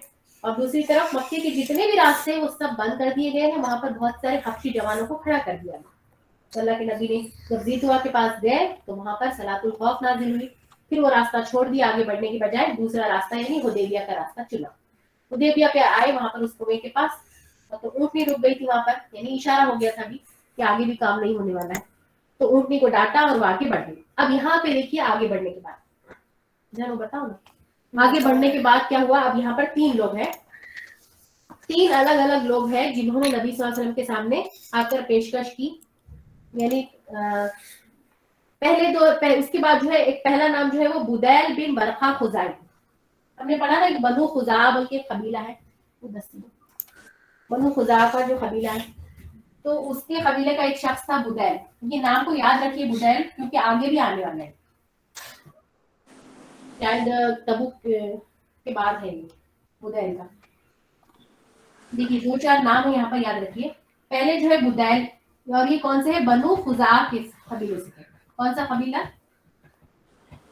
बनु खुजा। बुदैल नाम के एक सहाबी शख्स है, अभी साहब मुसलमान नहीं है ये अभी, उनकी एक जमात के साथ आया, यानी एक मुसलमान जो है ना। अभी हम एक बात याद रखिए कि मक्के में जो अभी कुरैश मक्का के बहुत सारे लोग थे, उनमें से कुछ लोगों के दिल नरम हो गए थे। क्यों, इतनी सारी जंगें हुई हैं, इतनी जंगों के बाद देख रहे कि हर बार मुसलमान चाहे कम तादाद में हो, कम पावर में हो, लेकिन मुसलमानों को ही फतह मिल रही है, मुसलमान ही कामयाब हो रहे। इसकी वजह से बहुत सारे मक्के के जो मुशरिकीन थे उनके दिल नरम हो गए। दिल नरम हो गए इन द सेंस, उनके दिलों में ये बात घर कर गई थी कि ये सच्चा दीन है, ये जो बात कह रहे हैं सच्ची बात है। अरे किस लिए लड़ रहे हैं, किसके लिए, एक अल्लाह के लिए। और दूसरी चीज अगर हम ग्राउंड लेवल पे देखें, अल्लाह के नबी क्या कह रहे थे, कोई गुलाम नहीं, ये जो दीन है काला गोरा गुलाम मालिक सब एक है अल्लाह की नजर में। जो अल्लाह से ज्यादा डरेगा, अल्लाह के लिए ज्यादा तकवा करेगा, वो ज्यादा करीब है। ये बातें जो है लोगों के दिलों में उतर रही। तो बहुत सारे लोगों के जो हलीफाना ताल्लुकात यानी उनके दिल नरम थे और वो दोस्ती रखते हैं। अभी पूरी तरह से इस्लाम को जाना नहीं था और कबूल नहीं किया, लेकिन दिल नरम थे। उसी टाइप का ये बुदैल। नबी सल्लल्लाहु अलैहि वसल्लम से खलीफा रहे, दोस्ती थी अभी दिल में। तो उसने क्या किया, ये उसका एक ग्रुप लेकर नबी सल्लल्लाहु अलैहि वसल्लम के पास आया और ये लोग रसूल सल्लल्लाहु अलैहि वसल्लम के खैर ख्वाह थे। समझ में आया? खैर ख्वाह मतलब ये मुसलमान नहीं थे, लेकिन जो 6 साल जिंदगी चली मदीना की, उसमें वो देखकर समझ गए थे कि ये लोग जो मक्का से अपना घर दार छोड़कर चले गए और वहां जाकर भी ये लोग लड़ रहे हैं, इतनी मुसीबत उठा रहे हैं, किसके लिए? इक्वालिटी के लिए, सबके लिए लड़ रहे हैं। तो ये चीज उस्ताद का अच्छा इंसान था बुदैल। उसने बताया कि कुरैश आपसे जंग करने और आपको बैतुल्लाह से रोकने का तहिया यानी कि पक्का इरादा किए हुए हैं। तो आप सल्लल्लाहु को बताया कि ये बात तो हम पिछले जासूस से भी सुन के आ गए। देखिए अभी पहले बुदैल आके बताता है, बुदैल के बाद जो है ना मकरस बिन हफस दूसरा एक शख्स आता है, सब तीनों भी चारों भी वही बात बोलते। दूसरा जो शख्स है उसका नाम है मकरस बिन हफस, ये भी वही आकर बताते। फिर तीसरा एक नाम है उसके बाद हुलैस बिन अकरमा। ये नाम हमको इम्पोर्टेंट नहीं है, बस ये लोग जो है नबी सल्लल्लाहु अलैहि वसल्लम के खैर ख्वाह थे, मुसलमान नहीं थे अभी, बाद में मुसलमान हुए सब। अभी सिर्फ उनके दिलों में नबी सल्लल्लाहु अलैहि वसल्लम के लिए, इस्लाम के लिए, और कहीं ना कहीं नबी सल्लल्लाहु अलैहि वसल्लम के जो बाकी के सहाबा हैं उनसे कहीं ना कहीं इनका एक ब्लड रिलेशन था, कोई ना कहीं रिश्तेदारियां थी। तो ये चाहते थे कि ये लोग जो आ रहे हैं उम्रा के लिए अल्लाह, और दूसरी चीज चाहे मुशरिक थे लेकिन उसकी हुर्मत वाले महीने की पाकदामनी का इनको बहुत ख्याल था। तो ये कह रहे थे कि अगर ये लोग आ गए, एक तो हथियार लेकर नहीं आ रहे, खून खराबा होगा बहुत सारा, शहर की यानी काबे की हुर्मत पामाल होगी, इंसानों की जानों की हुर्मत पामाल। तो ये लोग यहाँ पर अलर्ट करने के लिए आए कि आप वापस चले जाएं। क्यों? क्योंकि कुरैश मक्का जो वो रेडी है कि वो पूरी तरह से जंग के लिए तैयार है, और आपके पास तो हथियार भी नहीं है, इससे बेटर है कि आप वापस चले जाओ। तो पहले बुदैल आया, फिर बरकत बिन हफस आया, उसके बाद हुदैस बिन अकरमा आया। सबने अलग अलग वे में समझाया यही बात कि आप आ रहे हैं, लेकिन आप जिस नियत के लिए आए आपको ना वो उम्रा करने दिया जाएगा, उल्टा आपके साथ जंग के लिए रेडी नहीं है। और फिर उसके बाद है उर्वा बिन मसूद, इनके साथ उर्वा बिन मसूद के साथ जो है फिर बहुत बड़ी कम्युनिटी है, बहुत सारी बातें हैं। उर्वा बिन मसूद सब ने आकर यही कहा कि आप आ रहे हैं, लेकिन कुरैश मक्का तो रेडी नहीं है, बल्कि ये लोग तो जंग के लिए तैयार है। पहले देखिए बुदैल बिन मरखा आया, ये वाला दिखा जाए। बुदैल बिन मरखा आया है, तो उन्होंने जल्दी जल्दी पढ़ लेती हूँ मैं, सिर्फ समझ लीजिए अभी कि चारों ने भी सेम बात करने की है। क्या बात? कि आप उम्रा की नियत से आ रहे हैं, आप अपने साथ 1400 सहाबा को 1400 जानों को लेकर आए, लेकिन यहाँ तो काफिरों की तादाद कितनी हजारों में है, ये सब आपके पास हथियार नहीं है, आप नेक नियत से आ रहे हैं काबे का तवाफ करना इबादत की नियत से, लेकिन ये लोग आपको नहीं करने देने वाले। अल्लाह के नबी को समझाने की कोशिश कर रहे थे कि या तो आप वापस चले जाएं या फिर आप इनके साथ बातचीत कर आए, क्योंकि ये लोग आपके साथ आपको अंदर से इतनी आसानी से उम्रा करने नहीं देंगे। तो आप सल्लल्लाहु अलैहि वसल्लम ने क्या किया, जवाब क्या दिया? देखिए, अगर कुरैश ने लड़ाई पर इसरार किया तो हम उस वक्त तक लड़ते रहेंगे जब तक कि हमारा तन सर से जुदा ना हो जाए। अल्लाह के नबी ने क्या जवाब दिया? हम तो उम्रा करने के लिए आ रहे हैं, हम तो पहले दिन से वही बात कर रहे हैं और हम वही बात करेंगे, मदीना से निकले हैं तब से वही कह रहे हैं हम, जहां पर हम हर जगह जहां पे रुकते गए, हर जगह जो जासूस आ रहे सबको भी यही बताया, हम उम्रा के लिए आ रहे हैं, अगर हमको रोका गया तो हम अपनी जान कुर्बान करने के लिए तैयार है, तब तक लड़ेंगे जब तक कि हमारा सर तन से जुदा ना हो जाए या फिर अल्लाह का कोई हुक्म ना आ जाए। यानी अल्लाह ताला अगर हमको कुछ हुक्म दे कि आपको लड़ना नहीं है, पीछे हट जाना है, तो हम मान लें। अभी तो अल्लाह का हुक्म नहीं है। अल्लाह का हुक्म क्या है? ख्वाब में क्या दिखाया गया? बताइए, ख्वाब में क्या दिखाया गया अल्लाह के नबी को?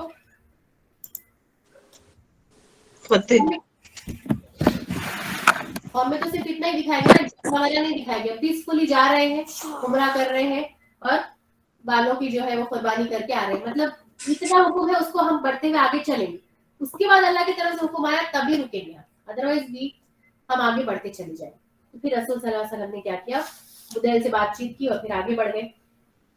तो बहुत उसके बाद फिर यही सब इसने मरकज बिन हफ्सा ने भी वही किया, हुलैस बिन अकरमा ने भी सेम, एक के बाद एक इनका ग्रुप आ रहा है, समझा रहे हैं, जा रहे हैं, आ रहे हैं, समझा रहे हैं, जा रहे हैं। अब उर्वा बिन मसूद, ये कौन था? उर्वा बिन मसूद जो थे ये बाद में मुसलमान हुए, तो काफिर ही थे।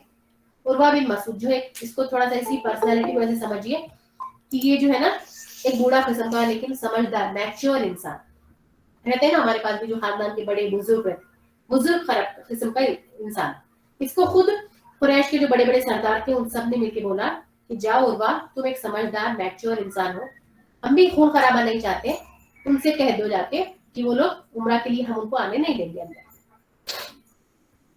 तो उर्वा बिन मसूद जो थे सकाफी, उनको भेजा कुरैश के सरदारों ने, और आकर ताकि वो रसूल सल्लल्लाहु अलैहि वसल्लम से बातचीत करें। रसूल सल्लल्लाहु अलैहि वसल्लम ने वही जवाब दिया जो बुदैल और ये सब लोगों को दिया, ये वही बात सेम थी। उसने कहा, ए मोहम्मद सल्लल्लाहु अलैहि वसल्लम, अगर आपने अपनी कौम का सफाया भी कर दिया तो क्या आपने पहले किसी अरब का मुतालिक सुना है कि उसने हम अपनी ही कौम का सफाया कर दिया हो? देखिए अब यहाँ पे जो बुजुर्ग लोग होते हैं उनके पास एक्सपीरियंस बहुत रहता है। एक हरबा नहीं चला दूसरा अपनाते, दूसरा नहीं चला तीसरा अपनाते। उनके पास एक्सपीरियंस रहता है ना, उम्र का जो तजुर्बा रहता है। पहले तो क्या कहा, पहला डराया कि तुम वापस चले जाओ। देखिए अल्लाह के नबी ने क्या जवाब दिया, हम उम्रा करके ही जाएंगे क्योंकि अल्लाह का हुक्म है, ख्वाब में दिखाया गया है। उसके रास्ते में अगर जब तक अल्लाह का दूसरा हुक्म नहीं आ गया कि तुम रुक जाओ, तब तक अगर हमारी जाने भी 1400 सहाबा की जाने भी शहीद होगी तब भी हम पीछे नहीं हटेंगे, सर तन से जुदा हो गए तब भी नहीं। और उसने समझ गया, बूढ़ा शख्स था कि अल्लाह के नबी ने आज तक जो कहा है वो करके दिखाया है, ये बात ऐसे ही नहीं कहती कोई भी बात। तो अब उसने दूसरा हरबा अपनाया। दूसरा अपना क्या रहता, डिवाइड एंड रूल वाला। उसने कहा कि अब इनको, इनकी यूनिटी को तोड़ो, ये जो 1400 लोग आए हैं इनके बीच में थोड़ा सा कॉन्फ्लिक्ट पैदा करो। तो उसके लिए नबी सल्लल्लाहु अलैहि वसल्लम को पहला वसवसा डाला उसने कि देखो फॉर एग्जाम्पल अगर आप आगे बढ़ गए, आप अंदर मक्का के आ गए और आपने जितने भी हमारे जो भी है हमारे सरदारों को, जैसा अभी तक इतने सारे जंगों में मारे गए, बहुत सारे लोगों को मार भी दिया, सरदारों को सफाया भी कर दिया, तब भी आप क्या हासिल कर ले? और आपको लगता है कि आपके साथ ये 1400 जो सहाबा आपके आए हैं ये आपके एक कहने पर अपनी जान निछावर करेंगे? क्यों कहा ये? क्योंकि हथियार नहीं थे ना, हथियार नहीं थे। अभी तक जितने भी जंगे होती थी, जंग के लिए आते थे तो हथियार लेकर आते थे ना। जंगे बदर में भी हथियार चाहे कम थे लेकिन नियत से तो आए थे कि जंग करना है। जंगे बदर में, ओहद में, एहज़ाब में, यहाँ पर जंग का इरादा था ही नहीं। सब 1400 लोग जो है वो एहराम बांधे हुए हैं, जानवर जो भी है, जानवर भी जो साथ में घोड़े वगैरह नहीं बल्कि सिर्फ कुर्बानी के जानवर है। तो ये सब कहने लगे कि तुम्हारे जो ये सहाबा है, क्या तुमको लगता है कि ये तुम्हारा साथ देंगे तुम्हारे काफिरों को लड़ने के लिए? एक तरह से दिल में एक वसवसा डाला।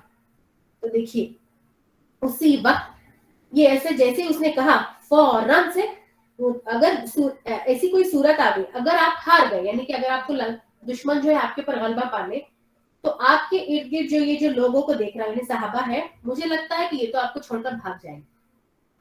यानी एक तरह से पिन पॉइंट किया। तो फौरन से जो सहाबा में से सबसे पहले कौन उठेंगे बताइए? हर बार कौन उठते हैं? कौन से सहाबी फौरन से जवाब देते हैं हर बार? अबू बकर सिद्दीक। अबू बकर सिद्दीक रज़ी अल्लाह तआला उठते और सबसे पहले क्या करते, उर्वा को जो है जैसे ही वो बात कर रहा था उसको ऐसा ही धक्का लगाते, लात लगाते, मतलब उसको धकेलते और बोलते तुम क्या कह रहे हो, ये किसके बारे में कह रहे हो? और उसको थोड़ा सा जलील करके कहा, क्या तुमको लगता है कि हम अपने नबी को छोड़कर भागेंगे? जब उर्वा का जो जवाब है अबू बकर सिद्दीक, जैसे ही हजरत अबू बकर सिद्दीक ने कहा, उसने मतलब उसको लगा कि अपनी मतलब वो अपनी गलती पर शर्मिंदा हो गया कि मैं इन लोगों के बारे में यानी पूरे के पूरे सहाबा से पेश क्या है। क्यों? क्योंकि मालूम है हमको कि कैसी मोहब्बत थी, जान माल हर चीज कुर्बान करते थे। और आप देखिए कि अल्लाह ताला ने उर्वा बिन मसूद को जो हिदायत दी, उसकी जो हिदायत का सामान बना वो इसी इंसिडेंट में बना। अब यहाँ पर जैसे उसने जो ये जो फितना किया ना, वसवसा डालना चाहा उन्हें कि नबी सल्लल्लाहु अलैहि वसल्लम ये 1400 सहाबा के बीच में थोड़ा सा कॉन्फ्लिक्ट पैदा करे, उनके बीच में ये डाल दे कि आप समझ रहे होंगे कि आप आगे बढ़ेंगे तो ये 1400 जो निहत्ते हथियार नहीं है इनके साथ ये लड़ेंगे, बिल्कुल नहीं लड़ेंगे, ऐसा करके फितना डाला।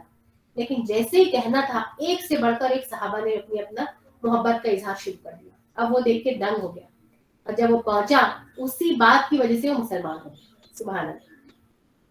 देखो अब क्या क्या हुई चीजें, जैसे ही नबी अबू बकर सिद्दीक ने तो बिल्कुल धक्का मारा, कह दिया कि तुमको लगता है कि अबू बकर नबी सल्लल्लाहु अलैहि वसल्लम की हम अपनी जानें छोड़ देंगे? बिल्कुल नहीं, हम भागेंगे बल्कि अपनी जानों को निछावर करेंगे। फिर उर्वा जो था ये मतलब कहा ना मैंने कि बुजुर्ग आदमी था, तो देखिए बुजुर्ग लोग क्या करते, ऐसे ऐसे ऐसे पकड़ते, ऐसे ऐसे करते थोड़ा सा बॉडी को। तो वैसे ही जो है उर्वा बिन मसूद जो था बूढ़ा शख्स, नबी सल्लल्लाहु अलैहि वसल्लम को जब बात करता रहा, देखो मैं समझा रहा हूँ तुम सुन लो मेरी बात, कहकर आप सल्लल्लाहु अलैहि वसल्लम की दाढ़ी मुबारक को थोड़ा ऐसे ऐसे शेक कर रहा था, धक्का दे रहा था, खींच रहा था, हाथ लगा रहा था। तो यहाँ पर जो है उर्वा बिन मसूद का जो एक भतीजा, यानी उसके भाई का लड़का, यंग बच्चा समझिए, ये बूढ़ा शख्स उनका भाई का लड़का, यंग बच्चा जो है भतीजा, उसका नाम था मुगैरा बिन शोबा। क्या नाम है? मुगैरा बिन शोबा। नाम नहीं याद रहेंगे तो भी चलेगा, लेकिन इस इंसिडेंट को पक्का याद में बिठाइए कि किस तरह इंसान कभी हमारी जिंदगी में भी होता ना, जो हमारे लिए फितना डालना चाहते, हमारे लिए कि हमारे हमारे खिलाफ लोगों को भड़काए, वही भड़काने वाली बात की वजह से लोग हमारे करीब आ जाते, मोहब्बत करने लगते हैं। तो वैसे ही हुआ यहाँ पर। वर्षा, ये जो मुगैरा बिन शोबा था, तो उसको इतना गुस्सा आया। किस बात पर गुस्सा आया? कि ये जो है उर्वा बिन मसूद बार बार नबी सल्लल्लाहु अलैहि वसल्लम की दाढ़ी को टच कर रहा है। बस सुभान अल्लाह, हम सब जानते हैं कि अल्लाह के नबी सल्लल्लाहु अलैहि वसल्लम से सहाबा रज़ी अल्लाह तआला की जो मोहब्बत थी, की कदर थी, है ना। हमने पढ़ा ना हज़रत उस्मान रज़ी अल्लाह तआला ने, तो जिस तरह नबी सल्लल्लाहु अलैहि वसल्लम वुजू करते वैसे ही वुजू करते, इतना गौर से देखते। नबी सल्लल्लाहु अलैहि वसल्लम जब वुजू करके पत्थर पर जाते ताकि पूरा पानी निथर जाए, उसके बाद ऐसे ऊपर खड़े होकर ऐसे बटन लगाते ऊपर का, तो वो भी वैसे ही थे। तो सारी जिंदगी उन्होंने वैसे ही बटन, ऊपर का बटन खोल दिया, ठीक है, थोड़ा गीला होने के बाद ऐसे बटन खोल दिया। तो सारी जिंदगी हजरत उस्मान रज़ी अल्लाह तआला ने उसी तरह वजू किया और हमेशा उसी उनकी जगह पर जाते और ऊपर का बटन खुला रहा। सुभान अल्लाह, मतलब इतनी मोहब्बत थी, इताअत के साथ साथ इत्तिबा करते थे, जो का तू कॉपी कैट करते थे सहाबा रज़ी अल्लाह, क्योंकि अल्लाह का हुक्म है ना कि नबी सल्लल्लाहु अलैहि वसल्लम की ना सिर्फ इताअत की जाए बल्कि इत्तिबा भी की जाए। तो अब यहाँ पर देखिए, ये जो उर्वा बिन मसूद था, जैसे नबी सल्लल्लाहु अलैहि वसल्लम की दाढ़ी को बार बार हाथ लगा रहा, बात करते करते, उनके जो भतीजे थे मुगैरा बिन शोबा, उनको इतना गुस्सा आ गया, उन्होंने क्या किए, अपने भतीजे यानी कि चाचा ही थे ना, ये अपने जो चाचा थे उनके ऊपर गुस्सा आ गया।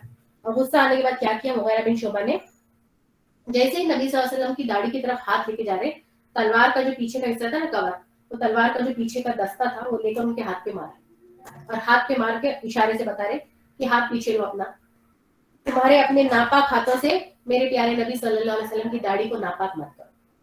सुभान अल्लाह, ऐसी मोहब्बत। तो उसको मतलब इतना शॉकिंग हो गया कि ये भतीजा, और दूसरी सोने पे सुहागा वाली बात ये कि जो ये मुगैरा बिन शोबा जो थे, वो जब मुसलमान होने से पहले जो यंग बच्चे थे, वो बहुत ज्यादा गुड कैरेक्टर वाले नहीं। उनके साथ एक इंसिडेंट हुआ था कि उन्होंने क्या किया था, कुछ लोगों को कत्ल होने के बाद उनका जो माल था, कुछ माल ले लिया था, और नबी सल्लल्लाहु अलैहि वसल्लम के पास आ गए थे। तो नबी सल्लल्लाहु अलैहि वसल्लम ने कलमा पढ़ना चाहा, तो नबी सल्लल्लाहु अलैहि वसल्लम ने उनको कलमा पढ़ने की इजाजत दी, मुसलमान हुए, और उनको कहा कि तुमने जो माल लूट कर लाया है वो माल हम नहीं ले सकते, वो माल को तुम सदका खैरात करो। और वही माल को ढूंढते ढूंढते उर्वा बिन मसूद यहाँ पर पहुंच गया था। तो अब यहाँ पर उर्वा बिन मसूद उसको टांट मार के बोलता है अपने चाचा भतीजे को कि तुम इस शख्स के लिए तुम मुझे यहाँ पर ऐसे तलवार दिखा रहे हो, मुझे डांट रहे हो, जबकि मैं तो जानता हूँ तुम्हारे बारे में कि तुम तो कैसी कैसी गद्दारियां करे हो। यानी उसके पुराने जो इस्लाम से पहले की जो उनके गलतियां हुई थी उसके तरफ टांट करके बोल रहे कि तुम तो कैसी कैसी गद्दारियां और लोगों के माल लूट कर रहे हो, मुझे तो सब जानता हूँ, और तुम अभी आज अपने नबी के लिए ऐसे कर रहे हो। तो नबी सल्लल्लाहु अलैहि वसल्लम तो उर्वा बिन मसूद जो है इस सिलसिले में उसी वजह से वहां पर आकर पहुंचा था। तो फिर भी उसने कहा कि वो कहते जा रहा था, लेकिन फिर भी वो क्या किए, वही सिचुएशन के, तुमको क्या कहना है कहो, लेकिन मेरे नबी के दाढ़ी से हाथ हटाओ, मेरे नबी के दाढ़ी से हाथ हटाओ। यानी उसको एक इंसल्ट किया कि तुम हटो, अभी तुम नापाक थे। ये दूसरा इंसिडेंट हो गया। पहला इंसिडेंट हजरत अबू बकर सिद्दीक ने उसको जलील किया, दूसरा फिर उसका खुद का भतीजा उसने जलील किया कि तुम टच भी मत करो। फिर उसने देखा, और उसके साथ कई इंसिडेंट हुए वहां पर, कि वो देख रहा कि सहाबा जो है उस 1400 सहाबा नबी सल्लल्लाहु अलैहि वसल्लम को घेर कर इतना रेस्पेक्टफुली बात कर रहे हो, इतने टेंस कंडीशन में कि कभी भी उनके ऊपर अटैक हो सकता है, उनके पास हथियार भी नहीं है, फिर भी वो जान न्यौछावर करने के लिए तैयार है। तो अब उर्वा बिन जो मसूद था, वो जो शख्स था, वो क्या किया, वो सारा इंसिडेंट सुन लिया, और उसने बोला कि अब ये मुझे जाकर जरूर जो उसके ऊपर थोड़ा सा खौफ तारी हो गया। देखिए, जब मोहब्बत इत्तेहाद होता है, क्योंकि अल्लाह ताला का वादा है कुरान में कि जब तक तुम मुत्तहिद रहोगे तुम ही गालिब रहोगे, व अंतुमुल गालिबून इन कुंतुम मोमिनीन, और मोमिन कब रहोगे, जब यूनाइटेड रहोगे, यूनिटी में रहोगे। 1400 सहाबा थे, सब एक राय थे। कोई ये नहीं बोल रहा था कि हाँ अल्लाह के नबी हम चले जाते वापस, कोई ये नहीं कह रहा था कि अल्लाह के नबी हम रुकते हैं, वेट करते हैं। सबका एक ही जवाब था कि हम आगे बढ़ेंगे, जब तक अल्लाह का हुक्म ना आ जाएंगे हम पीछे नहीं हटेंगे। جس کی وجہ سے دشمن کے اوپر رعب ڈال دیتے اللہ تعالیٰ. اب یہاں پر سب سے پہلے رعب تو عروہ بن مسعود کے دل پہ آیا. بات کرنے کے لیے گیا تھا, ڈر گیا, اپنی قوم کے پاس واپس آیا, یعنی کفار قریش کے پاس آیا, آ کر کہنے لگا کہ اے قوم واللہ. اب دیکھیے اس کے جو الفاظ ہیں یہ ہسٹوریکل الفاظ ہیں. سبحان اللہ, جب سیرت کے جو لیکچرز ہوتے ہیں اس میں نبی صلی اللہ علیہ وسلم کے محبت کے تقاضے اور لوگ کس طرح سے دشمن محبت کی خاطر اسلام میں آ گئے, یعنی گئے تھے دشمن کی نظر سے, یہاں پر دشمن بن کر آیا تھا نا, دشمن کی طرف سے آیا تھا, لیکن جب واپس گیا تو دل میں ایک طرح سے رعب کے ساتھ ساتھ ایمان محبت بھی آ گئی کہ یہ لوگ میرا بھتیجا ہو کر اتنی محبت کرتا ہے, کیا ہے اس شخص کے اندر ایسا, کیا اس کے پاس نہ سرداری ہے نہ کچھ ہے, کس چیز کے لیے اتنی محبت کرتے ہیں؟ صرف دین اسلام کی وجہ سے, اللہ کے نبی ہونے کی وجہ سے وہ چیز دل میں گھیر کر دی. اور بعد میں عروہ بن مسعود جو ہے بہت بڑے صحابہ بنے, یہ بھی صحابی رسول میں سے. تو انہوں نے جو جملے کہے تھے قریش سے جا کر کہ اے واللہ میں قیصر و کسریٰ. کون ہے قیصر و کسریٰ بتائیے, کہاں کے بادشاہ تھے یہ؟ جاشی کے. قیصر و کسریٰ روم کے اور ایران کے بادشاہ ہیں. قیصر روم کا ہے اور وہ ایران کا. قیصر و کسریٰ یعنی کہ رومن امپائر اور پرشین امپائر اس دور کے, میں نے کہا نا جیسے آج امریکہ اور رشیا ہے, اسی طرح سے اس دور میں بھی رومن اور ایران جو ہے پرشیا, وہاں کے جو بادشاہ تھے قیصر اور کسریٰ. تو یہ ایک نیگوشیٹر, ایک بزنس مین تھا یہ عروہ بن مسعود. تو وہ بولا کہ میں تو قیصر و کسریٰ کے دربار جا کر آیا ہوں, میں نے تو بڑے بڑے بادشاہوں کے محل دیکھے ہیں, میں نجاشی جیسے بادشاہ کے پاس بھی جا چکا ہوں, یعنی میں حبشہ کو بھی جا کر آیا ہوں. واللہ میں نے کسی بادشاہ کو نہیں دیکھا کہ اس کے ساتھی اس کی اتنی تعظیم کرتے ہوں, اتنا ریسپیکٹ کرتے ہوں اس کا, اس طرح سے میں نے کبھی نہیں دیکھا جتنے محمد صلی اللہ علیہ وسلم کے ساتھی محمد کی تعظیم کرتے ہیں. واللہ وہ کھنکار کر تھوکتے بھی ہیں تو کسی نہ کسی کے ہاتھ پر پڑ جاتا ہے. سبحان اللہ. وہ شخص اسے اپنے چہرے اور جسم پر مل لیتا ہے. مطلب بتانے کا مقصد یہ ہے کہ اتنی نبی صلی اللہ علیہ وسلم کے آس پاس صحابہ ہمیشہ اتنے پروٹیکٹڈ رہتے تھے, اور کچھ بھی ہوتا تب بھی وہ سمجھتے کہ کچھ اتنا امپورٹنٹ ہے. جب وہ حکم دیتے ہیں تو اس کی بجاوری کے لیے سب دوڑ پڑتے ہیں, اور جب وہ وضو کرتے ہیں, یہ جملہ دیکھیے, جب وہ وضو کرتے ہیں تو معلوم ہوتا ہے کہ ان کے وضو کے پانی کے لیے لوگ لڑ پڑیں. جب وہ کوئی بات کرتے ہیں, یعنی آپ کو معلوم ہے نبی صلی اللہ علیہ وسلم جب وضو کرتے تھے, کیونکہ معلوم ہے ہم کو عرب میں کبھی سفر میں ہوتے تو پانی بہت کم ہوتا, تو جب نبی صلی اللہ علیہ وسلم وضو کرتے تو صحابہ رضی اللہ تعالیٰ نے کیا کرتے تھے, کوئی پتیلا کوئی برتن دے دیتے تھے کہ آپ کے وضو کا پانی نیچے گر جائے, اور وہ پانی لے کر پھر کیا کرتے تھے, لگا لیتے تھے تبرک کے لیے, محبت کے لیے. معلوم ہے ام سلیم کا ہی واقعہ ہے, وہ بھی ایک مرتبہ کی تھی انہوں نے بھی ایسے کہ اللہ کے نبی میں ایسے محبت کی خاطر کرتی ہوں. اللہ کے نبی کا جو پسینہ ہوتا تھا نا, وہ پسینہ جب نبی صلی اللہ علیہ وسلم سو جاتے, جب پسینہ آتا تو پسینے کو ایک شیشے میں کی بوٹل میں بھر کے رکھتی تھی. مطلب اللہ کے نبی کی سبحان اللہ, سبحان نبی صلی اللہ علیہ وسلم کی ذات مبارک تھی. وہ کوئی بات کرتے تو وہ سب اپنی آوازیں پس کر دیتے. نبی صلی اللہ علیہ وسلم جب بھی کوئی خطبہ کوئی بات کہتے, پہلے مشورہ کرتے تھے نا اللہ کے نبی, جب اجازت دیتے تو سب بات کرتے, لیکن جب نبی صلی اللہ علیہ وسلم خود سٹارٹ کرتے بولنا, سب پن ڈراپ سائلنس. اور فرت عظیم کے سبب انہیں بھرپور نظر سے دیکھتے, یعنی جب بھی دیکھتے کہ نبی صلی اللہ علیہ وسلم کوئی بات کر رہے تو اتنا فوکس ہو کر سنتے صحابہ کہ ایسے لگتا ان کو اس کے علاوہ کچھ بھی یاد نہیں, کچھ بھی نہیں سوچتے. انہوں نے تم پر ایک اچھی تجویز پیش کی, یعنی ایک تعریف کے الفاظ کہہ کر کہنے لگا یہ عروہ بن حکیم جا کر کفار قریش کو کہ دیکھو اس طرح سے وہ لوگ ہیں, تم یہ مت سمجھو کہ صرف 1400 ہے اور صرف نہتے ہیں, ایسی بات نہیں ہے. ایک ایک شخص محبت میں اتنا آگے بڑھا ہوا ہے کہ تم ان سے نہیں لڑ سکتے. یہاں پہ ایک رعب آ گیا. ابھی دیکھیے اس سلسلے گفتگو کے درمیان وہ جو کہہ رہے ہیں قبول کر لو, مطلب وہ عمرہ کرنے آئے ہیں, ان کو عمرہ کی اجازت دے دو, یہ کہہ کر اس نے قریش کے جو سردار تھا اس کو کہنے لگا. اچھا یہاں پر ایک عمل کا پوائنٹ ہے ہمارے آگے بڑھنے سے پہلے. دیکھیے ایک بات ہے کہ یہ جو حدیث ہے اس کا بہت سارے غلط حوالے بھی ہیں. پوری یعنی ایک حدیث نہیں ہے, ایک پورا ایک واقعہ ہے نا سیرت میں ریلیٹڈ, کہ کیا ہے کہ نبی صلی اللہ علیہ وسلم کی محبت میں صحابہ رضی اللہ تعالیٰ عنہ کے وضو کا پانی رکھتے تھے, یعنی پیر وغیرہ دھونے کا پانی بھی رکھتے تھے اس کو تبرک کے لیے, پسینے کو رکھتے تھے تبرک کے لیے, برکت کے لیے. اسی بات کو ریلیٹ کرتے ہیں کہ آج بھی جو اولیاء اللہ ہے, جو نیک شخص ہے, صالحین میں ہے, بزرگان دین ہے, فقیہ ہے, عالم ہے, ان کا کیا ایسے وضو کا پانی وغیرہ یوز کر سکتے ہیں؟ سوال ہے یہ میرا آپ سے. نہیں. کیوں نہیں کر سکتے؟ شخصیت پرستی نہیں بتائی گئی ہے اسلام میں. ہاں، اسلام میں شخصیت پرستی بھی نہیں ہے، اور صرف وہ ایک واحد ذات ہے نا، اللہ کے نبی کی ذات. اللہ اتباع دیکھیے آپ لوگ قرآن میں جب بھی پڑھیں گے ہم، تو اللہ تعالیٰ کے نبی سورہ آل عمران میں کیا آیت وہ قُلْ إِن كُنتُمْ تُحِبُّونَ، اگر تم کو سچی محبت ہے تو تم کو وَأَطِيعُوا اللَّهَ وَأَطِيعُوا الرَّسُولَ وَاتَّبِعُوا، اور اطاعت اور اتباع بھی کرنی، اتباع نے جو کا تو بھی کرنا ہے. اور نبی صلی اللہ علیہ وسلم کی ایک اکیلی واحد ذات تھی وہ. اس کے بعد لوگ جو حوالہ دے کر اس طرح سے کرتے ہیں کہ ہمارے پیر صاحب ہے، یہ تو بہت پہنچے ہوئے ہستی ہے، تو بہت نیک ہے، ان کے وضو کا پانی لیتے ہیں، ان کا بوسہ لیتے ہیں، ان کو چومتے ہیں، یہ ساری چیزیں، یہ سب بدعت ہے، بہت بڑا گناہ ہے، یہ سب نہیں کرنا ہے. اس چیز کو غلط ریلیٹ کرتے ہیں. تو سب لوگ جو بھی آس پاس دیکھ رہے ہیں، ہمارے پاس بھی اگر ہوں گی یہ، تو اس چیز کو منع کرے، اس چیز کو بالکل اپوز کرے، یہ بالکل غلط بات. دیکھو اللہ تعالیٰ کس چیز کے لیے سیرت پڑھ رہے ہیں ہم، تاکہ ہم نبی صلی اللہ علیہ وسلم کی زندگی سے حکمت لیں، اور ہم پھر اس میں بھٹک جاتے نبی صلی اللہ علیہ وسلم کی زندگی. اچھا، اور ایک اس کے لیے دلیل یہ ہے کہ دیکھیے نبی صلی اللہ علیہ وسلم کے بعد 4 خلفائے راشدین آئے، اس کے بعد بھی عشرہ مبشرہ جس کی دنیا میں ہی جنت کی خوشخبری دی گئی. ابو بکر صدیق صاحب رضی اللہ تعالیٰ عنہ بعد میں یہ بنے، خلیفہ بنے.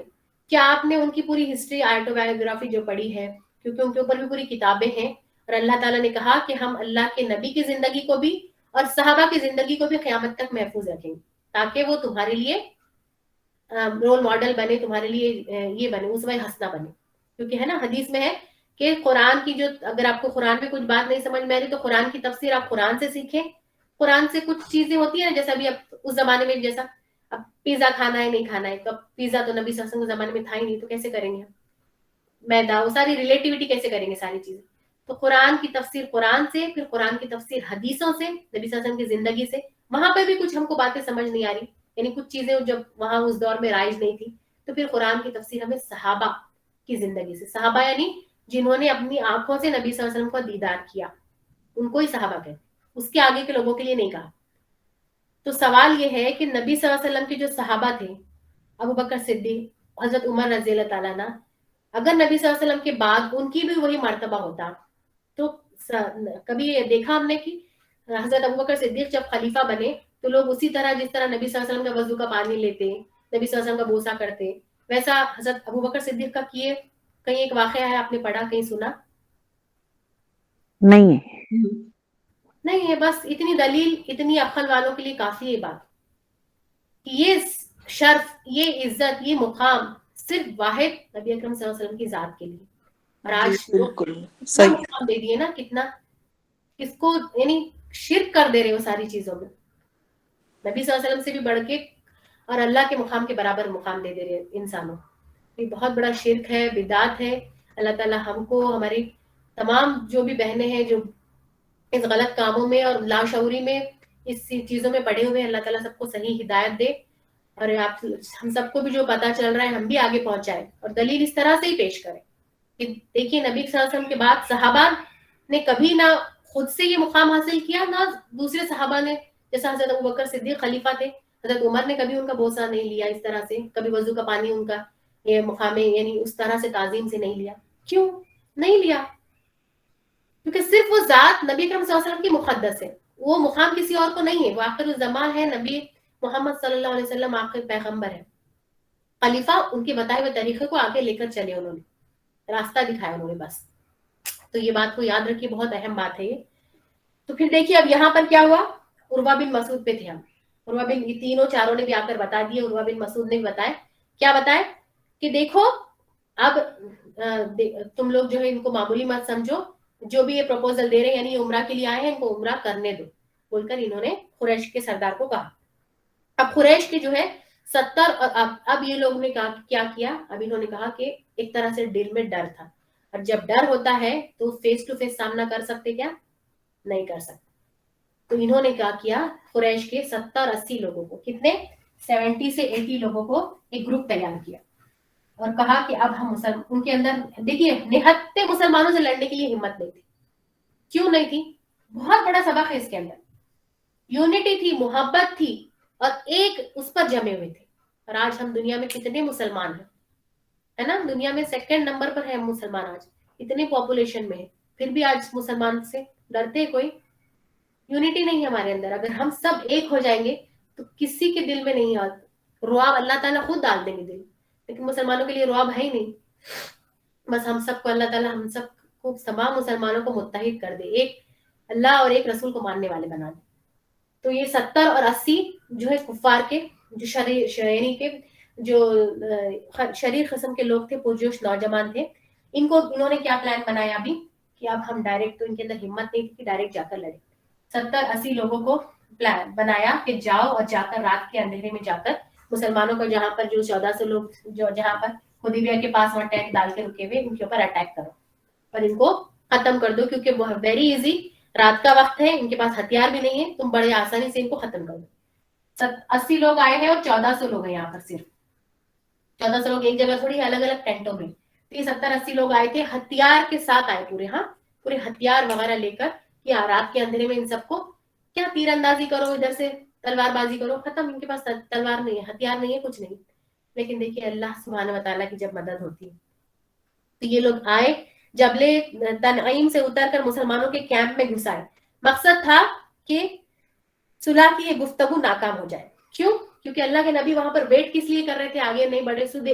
حدیبیہ کے پاس رکے کیوں؟ کہ عروہ بن مسعود جا کر وہاں پیغام دے کر آئے. پھر نبی صلی اللہ علیہ وسلم ابھی ویٹ کرے, آگے نہیں بڑھے کہ وہ آ کر کیا جواب آتا. کیا وہ ریڈی ہے کہ ہم کو آنے دیں گے, یا پھر ان کی کوئی شرط ہے, واٹ ایور. لیکن ویٹ کر رہے تھے.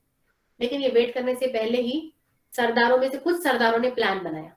اس کا مطلب یہ ہے کہ ہمیشہ سے کافروں میں بھی پورے کے پورے جو رہتے نا ناپاک یا پھر خراب نیت والے نہیں رہتے, کچھ لوگ رہتے, جیسے یہاں پر بھی 70-80 لوگ ہی تھے. وہ سب آ گئے کہ صلح نہ ہو پائے, کیونکہ وہ چاہتے تھے کہ خون خرابہ ہو. یہ نیت رہتی ہے کچھ لوگوں کی, جس کی وجہ سے سب طرف فساد ہوتا ہے سوسائٹی میں. تو یہ 70-80 لوگ جو ہے وہ آئے, اور وہ چاہتے تھے کہ مسلمانوں میں اور کافروں میں کوئی کمپرومائز نہ ہو. سمجھ میں آ گیا تھا نا ابھی, کیونکہ ان کو دل میں ڈر آ گیا کافروں کے بیچ میں, یہ تو پیچھے ہٹنے والے نہیں ہیں. اس کا مطلب اب کچھ نہ کچھ راستہ نکلیں گا اور ان کے بیچ میں صلح ہو جائے گی, کمپرومائز ہو جائے گا, جو یہ لوگ نہیں چاہتے تھے. اور 70-80 لوگ رات کے اندھیرے میں آئے اور انہوں نے یہاں پر اٹیک کرنے کی کوشش کی. لیکن سبحان اللہ, دیکھیے ان 1400 مسلمانوں نے ان 70-80 ہتھیاروں والے لوگوں کو سب کو پکڑ لیا.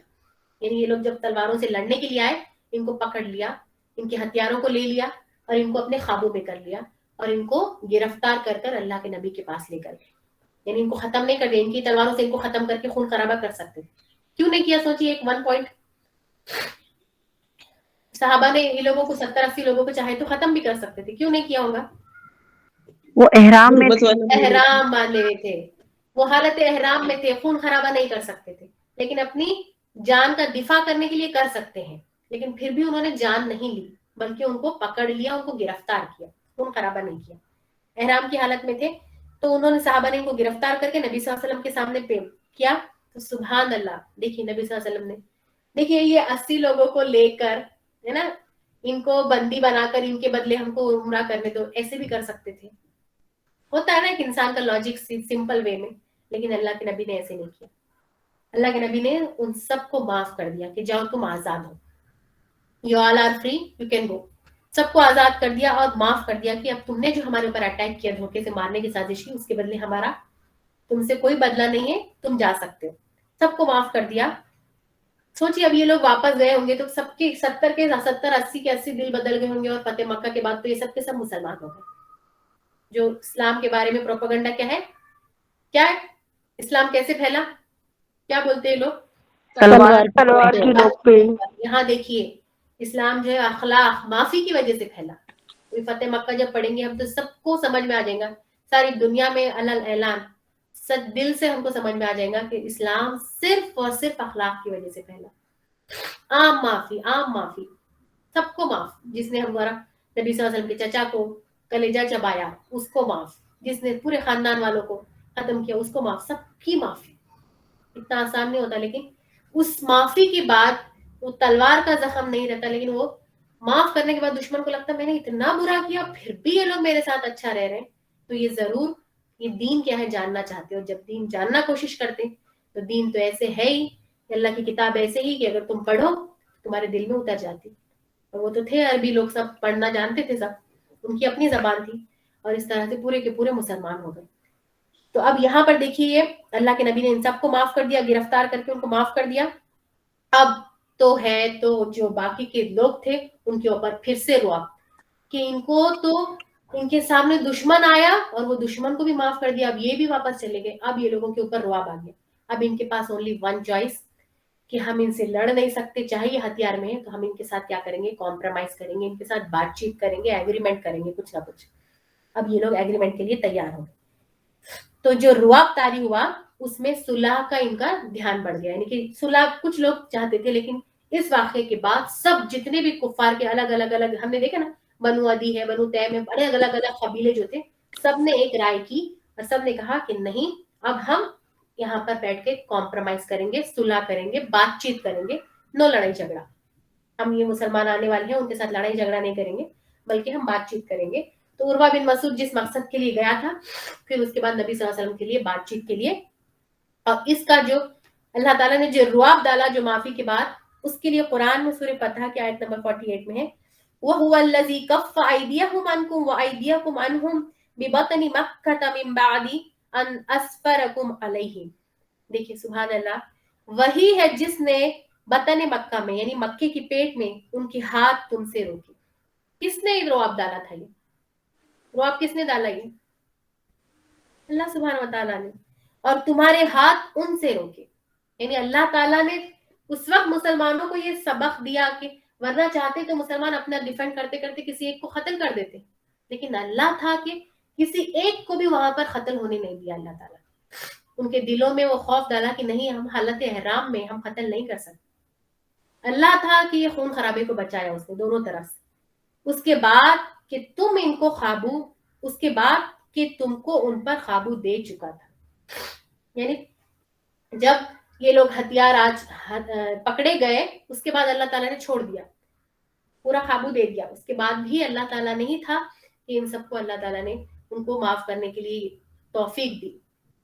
اس میں آیت سے ہمارے لیے سبق یہ ہے کہ دیکھیے ہم جو بھی نیک کام کرتے ہے نا, کسی کو معاف کر دیتے, ہماری بھی فیملیز میں کچھ پرابلمس ہوتے, یہ ہوتے, ہم ایک دوسرے کو معاف کرتے, تو ہم کو لگتا ہم نے معاف کر کے بہت بڑا کام کر دیا, یا ہم نے کچھ کر کے بڑا کام کر دیا.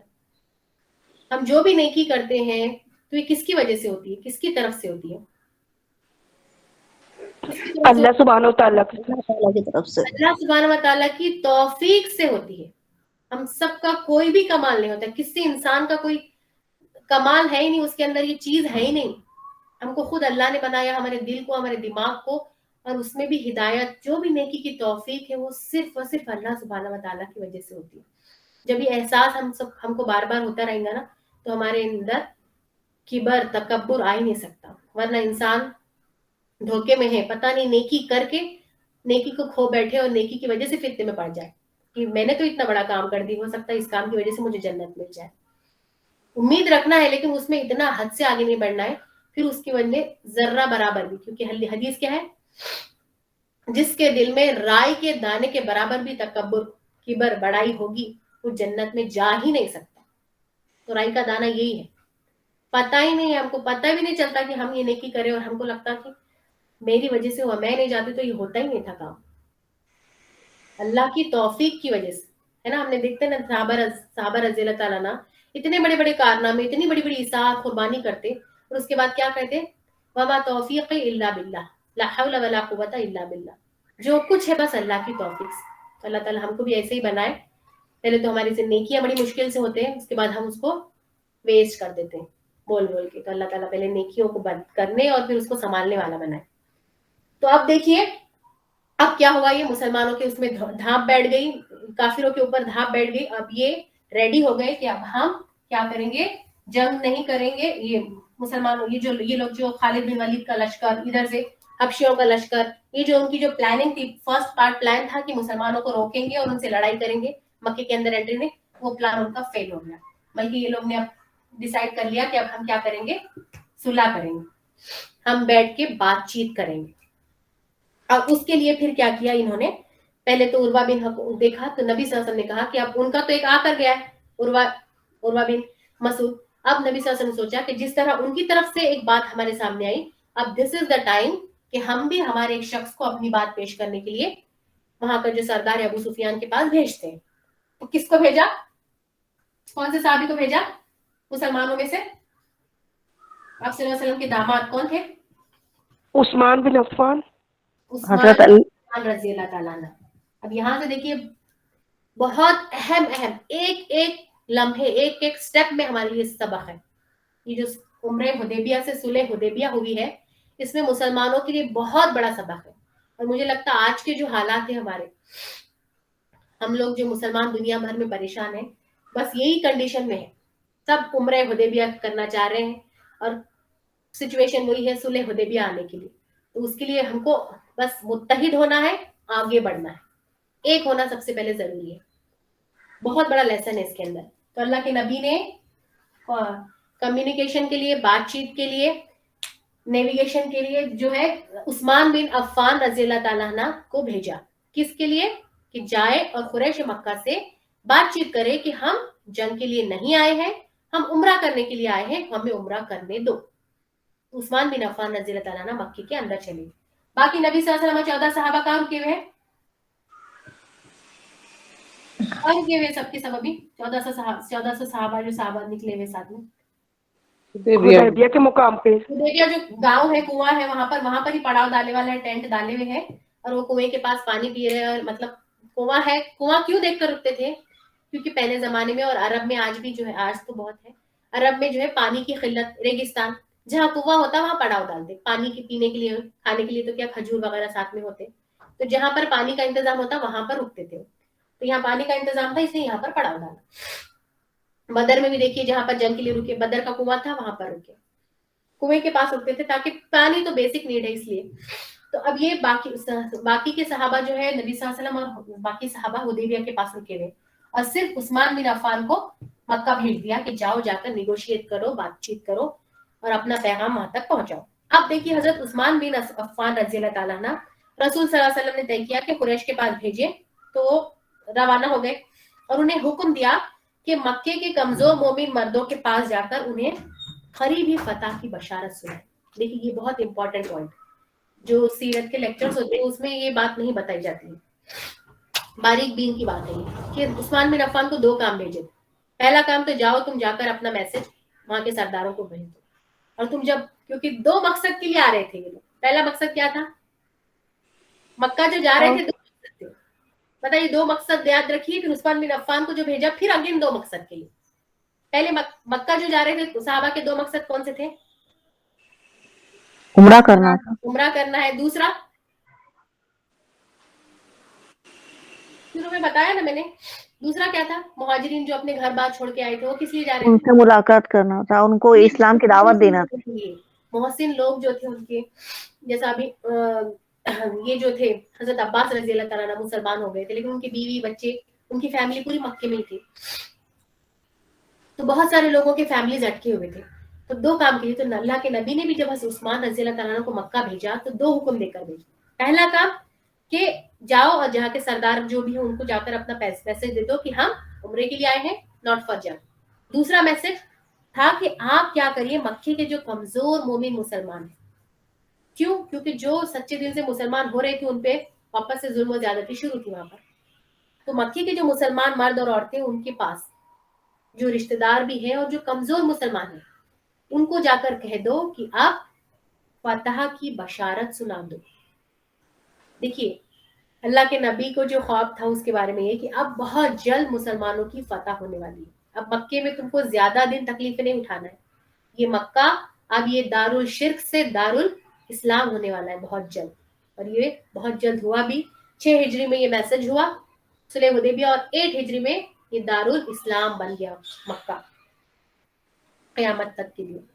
تو قریب ہے کہ فتح کی بشارت سنا دے اور بتلا دے کہ اللہ عز و جل اپنے دین کو مکے میں ظاہر و غالب کرنے والا ہے، یہاں تک کہ کسی کو ایمان چھپانے کی ضرورت نہ ہوگی. اس سے کیا سبق سمجھ میں آتا کہ مکے میں بہت سارے جو کمزور لوگ تھے، کمزور مطلب یہ نہیں کہ صرف غریب لوگ تھے، جیسا ہم نے دیکھا نا کہ بہت سارے پیسے والے بھی تھے لیکن ان کے پیرنٹس جو تھے ان کو بہت تکلیفیں دے رہے تھے. ابھی اس میں آگے ہم دیکھیں گے جو سہیل بن عمر تھے، ان کا جو بیٹے تھے ابو جندل، وہ اچھے بڑے خاندانی لوگ تھے، لیکن اس کے باوجود اپنا جو بیٹا تھا ان کا مسلمان ہو گیا تو اس کے اوپر بے حد ظلم کرتے تھے، اس کو ایک درخت سے رسی سے باندھ کے رکھ دیے تھے، کیوں مسلمان ہو. تو ایسے بہت سارے مسلمان. کمزور کا مطلب یہاں پر ہم یہ غریب ہے ایسے ہی نہیں سوچو. کمزور یعنی کہ جن کے پاس پاور ہے، رسی سے باندھ دیا وہ کیا کریں گے، کچھ بھی نہیں کر سکتے. تو ان کو بشارت کہ تم آج ظلم و زیادتی جو برداشت کر رہے ہو، اٹس ناٹ، ابھی بہت دیر باقی نہیں ہے، بہت جلد اب یہ دارالاسلام ہوگا. اب اس کے بعد تم کو ایمان کو چھپانے کی ضرورت نہیں ہوگی اور تم کو یہ مشکلیں سہنے کی ضرورت نہیں ہوگی. یہ دو کام کے لیے حضرت عثمان بن عفان کو مکے میں بھیج دیا. حضرت عثمان بن عفان دونوں کام کے لیے، یعنی راستے میں جو جو دکھ رہا تھا ان کو مل رہا تھا، ہو سکتا وہ ایسے پیغام دے رہے تھے کہ اللہ کے نبی کا ایک حکم ہے کہ اب تم کو زیادہ دن یہ تکلیفیں جھیلنے کی ضرورت نہیں ہے، بہت جلد ہم کو بڑی فتح ملنے والی. بڑی فتح مطلب کیا ہے، اشارہ کس طرف ہے؟ فتح مکہ. فتح مکہ. یہ یاد رکھیے، ابھی عمرہ حدیبیہ کو فتح المبین کہا گیا، یعنی کہ بہت جلد بہت بڑی فتح ملنے والی، کھلی فتح ہے. صلح حدیبیہ کو کہا گیا، یعنی کس طرف اشارہ ہے؟ جو سورہ فتح کی پہلی آیت ہے، ان فتحنا لک فتحا مبین، یہ ہے بے شک تمہارے لیے فتح جو کھلی فتح ہے آج سے. لیکن یہ اشارہ جو دے دیا تھا پہلے ہی، عمرے 2 سال پہلے ہی دے دیا گیا یہاں پر.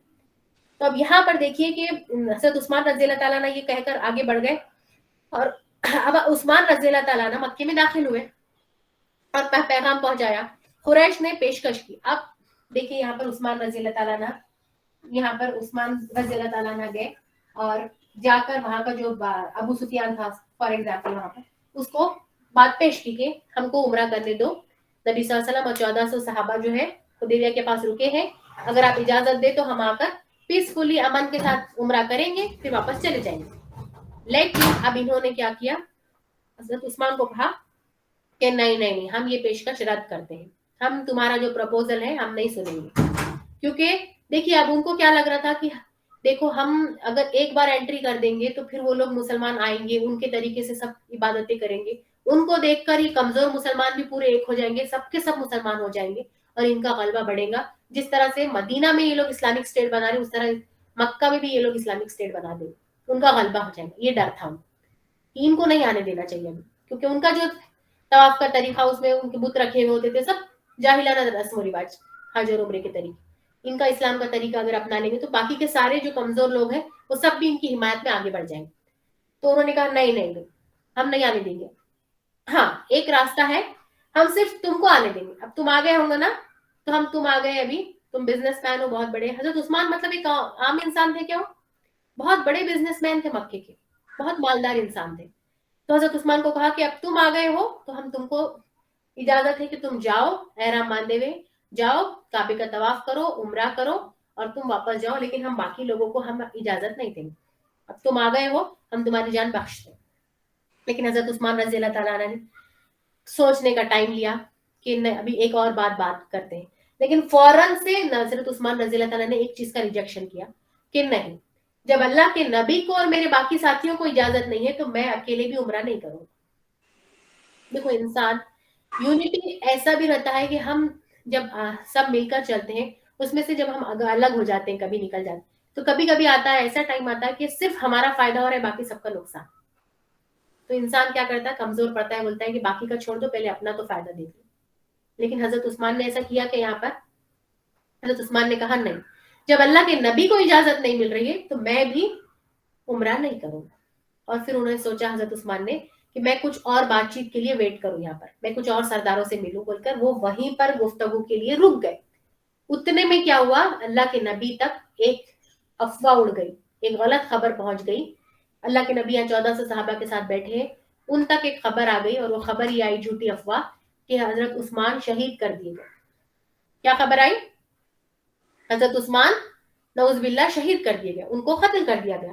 اب یہاں پر یہ خبر جب اللہ کے نبی تک پہنچی کہ حضرت عثمان شہید کر دیے گئے، تو اللہ کے نبی، اسلام کا ایک قانون ہے، اللہ کے نبی وہاں پر بحیثیت لیڈر تھے، ناٹ اونلی ایک اسلامک لیڈر، اسلامی لیڈر بھی تھے، اور صحابہ کے ساتھ اس عمرہ کے اس وقت بھی امیر تھے ان صحابہ کے ساتھ. اور اسلام کا قانون ہے کہ عرب میں یہ دستور ہوتا کہ حضرت عثمان بن عفان جو گئے تھے نا، وہ ایک قاصد کی شکل میں، قاصد کسے کہتے ہیں؟ ایمبیسڈر. Ambassador, correct. وہ ایک ایمبیسڈر بن کر گئے تھے.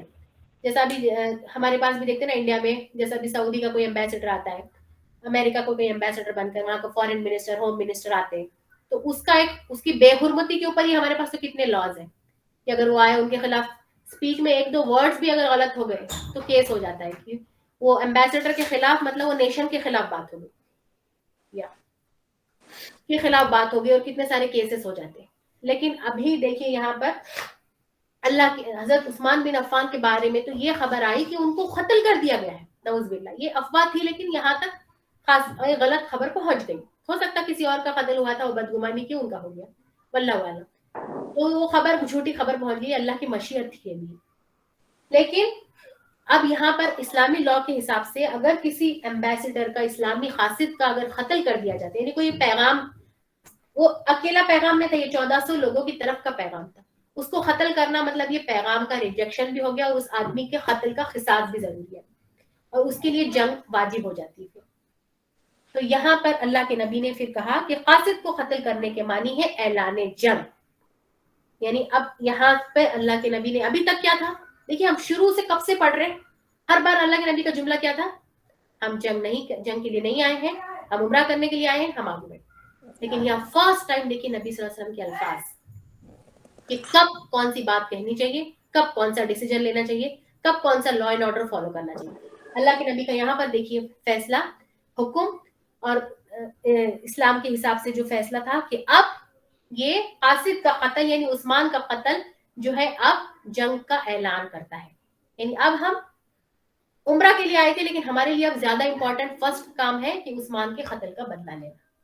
हमारे कासिद का कत्ल हुआ तो अब हमको बदला लेना हम पर वाजिब हो गया।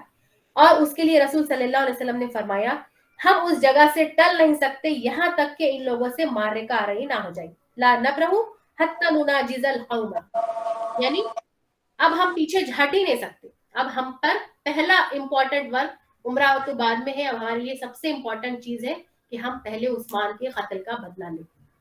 तो उसके लिए नबी सल्लल्लाहु अलैहि वसल्लम ने फिर से अपना फैसला सब पर थोपा नहीं बल्कि सबको फिर मशवरा किया, सबकी राय जानी कि तुम लोग क्या कहते हो। तो राय जानने के लिए अल्लाह के नबी ने वहां जहाँ बैठे थे हुदैबिया के पास, वहां पर एक बबूल का झाड़ था। बबूल का झाड़ किसको बोलते हैं, जो जिसपे कांटे कांटे रहते हैं ना बहुत सारे, बबूल का झाड़ था। वो झाड़ के नीचे जैसा रहता है ना, बबूल का झाड़ जो बड़ा रहता है, देखिए वहां पर मिट्टी का बने हुआ रहता है चबूतरा, वहां पर बैठते सब साय के लिए, गाँव में जो पंचायत के झाड़ रहते वैसे। वो बबूल का झाड़ था एक, वो झाड़ के नीचे नबी सल्लल्लाहु अलैहि वसल्लम बैठे। नबी सल्लल्लाहु अलैहि वसल्लम ने 2 हाथ पेश किए, ये बात कही कि अब हम यहाँ से हट नहीं सकते जब तक कि उस्मान के खून का बदला ना ले। और फिर सहाबा को पूछा कि इसमें किस किस की बैत है, यानी इसमें कौन कौन रजामंद है कि हम आगे बढ़े और उस्मान के खून का बदला लें। जैसे ही नबी सल्लल्लाहु अलैहि वसल्लम ने ये बात कही तो जितने सहाबा थे, ऑल दी 1400, सब 1400 सहाबा ने एक के बाद एक नबी सल्लल्लाहु अलैहि वसल्लम के हाथ में हाथ डालते गए और सब एक के ऊपर एक नबी सल्लल्लाहु अलैहि वसल्लम के। सोचिए, वो जस्ट इमेजिन दैट सीन, कैसा सीन था होगा, कैसा लम्हा था होगा कि अल्लाह ताला ने उस लम्हे को कुरान में कैद कर दिया, वही नाजिल कर दी उसके बारे में, उनके लिए खुशखबरियां दे दी जो इस बैत रिजवान में शहीद थे। ये जैसे नबी सल्लल्लाहु अलैहि वसल्लम ने अपना हाथ, एक हाथ पेश किया और दूसरा हाथ कहा कि ये मेरा हाथ है, ये उस्मान का हाथ है, यानी उस्मान के लिए मैं कत्ल का जो है क़िसास लेने आगे बढ़ रहा हूँ जंग के लिए, कौन मेरा साथ देने के लिए तैयार है। तो सब ने नबी सल्लल्लाहु अलैहि वसल्लम के हाथ के दूसरे पर हाथ पे हाथ रखकर सब ने, जितने सहाबा थे सब ने बैत की, यानी कि वादा किया, पक्का अहद कि हम जंग के लिए तैयार हैं, हम चाहे हमारी जाने क्यों ना चली जाए इस रास्ते। आपने एक दरख्त के नीचे सहाबा की जंग की बैत की दावत करने की दावत दी। सहाबा टूट पड़ी बड़ी गर्म जोशी के साथ, मौत पर और मैदान से ना भागने पर बैत की। ऐसे नहीं कहा कि हम सिर्फ लड़ेंगे, बल्कि कहा कि इस हालत में हमें मौत भी आ जाएगी तब भी हम मैदान से नहीं भागेंगे। रसूल सल्लल्लाहु अलैहि वसल्लम ने अपना एक हाथ दूसरे पर पकड़कर फरमाया ये उस्मान का हाथ है। लेकिन जब बैत मुकम्मल हो चुकी, देखिए अब यहाँ पर ये अल्लाह ताला की तरफ से एक आजमाइश थी, इनके लिए एक टेस्ट था। कभी कभी चीजें होती ना, कभी कभी नहीं। देखिए हम तो पूरा जंगे खंदक पढ़ के आए ना, जंग होती ही नहीं, सिर्फ अल्लाह ताला टेस्ट करना चाहता कि क्या होने वाला है, क्या करते लोग, देखना चाहते मेरे मुखलिस बंदे क्या करते। बस ये 1400 सहाबा जो थे इनका एक टेस्ट था, एक के बाद एक टेस्ट था। पहला टेस्ट ये लोग 70 लोगों को कत्ल करते के वहां पे बच गए। फिर दूसरा टेस्ट आया, ये लोग अब रोकने के लिए कहा रुक गए, लेकिन जब जंग के लिए हुक्म दिया तो क्या ये लोग जंग के लिए रेडी है। सबने जब बैत की तो सबने हामी भरी, और जैसे ही सबने हाथ पे हाथ देकर बैत किए 1400 लोगों ने, ऑन द नेक्स्ट जैसे नेक्स्ट पल, अगले ही लम्हे उधर से हजरत उस्मान आ गए, जिनके कत्ल के लिए ये लोग जंग के लिए किए थे, हजरत उस्मान दूर से आते हुए नजर आए, और हजरत उस्मान भी आ गए अल्लाह ने इस बैत की फजीलत में। तो अरे फिर पता चला कि हजरत उस्मान तो कत्ल के लिए हम आगे बढ़ने वाले थे, लेकिन हजरत उस्मान तो जिंदा है। लेकिन अल्लाह ताला ने उसी वक्त आयत नाजिल फरमाई, सूरह फतह की आयत नंबर 18, लक़द रदियल्लाहु अनिल मुमिनीना इज़ युबाय्यूनका तहत अश-शजरती, अल्लाह मोमिनों से राजी हुआ जब वो आपसे दरख्त के नीचे बैत कर रहे थे। सुभान अल्लाह।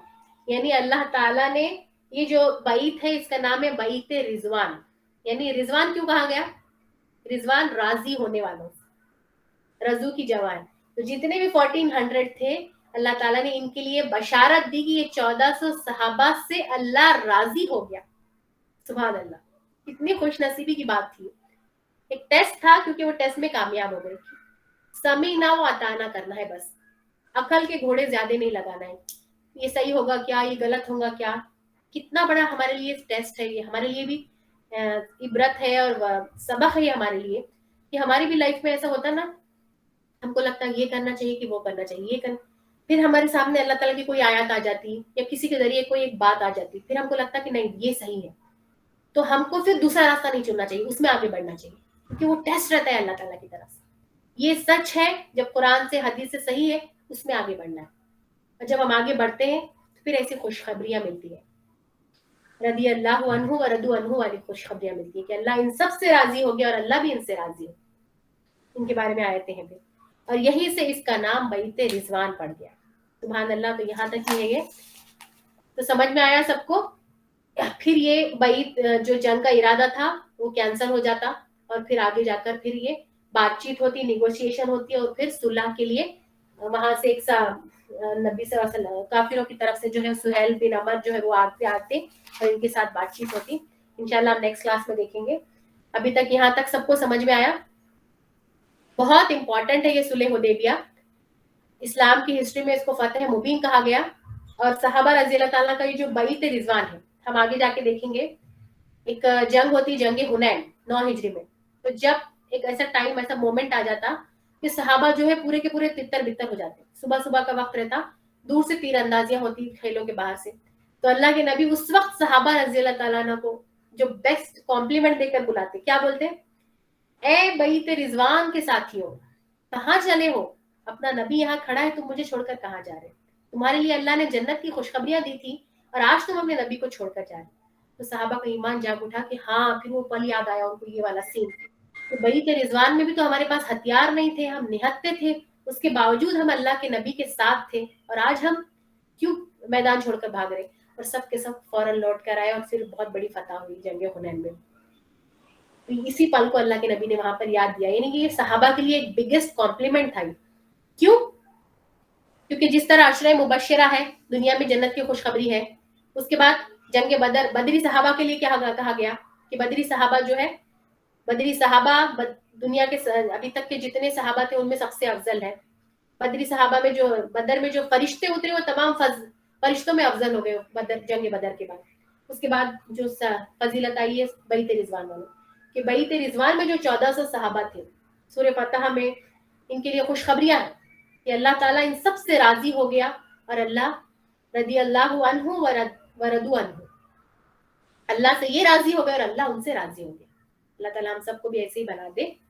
तो अल्हम्दुलिल्लाह यहाँ तक उम्रे हुदैबिया का हमारा पार्ट हुआ है। तो इंशाअल्लाह फिर अगली क्लास में हम आगे सुलह हुदैबिया किस तरह से हुई, उसके नुकात पॉइंट्स क्या है वो देखेंगे।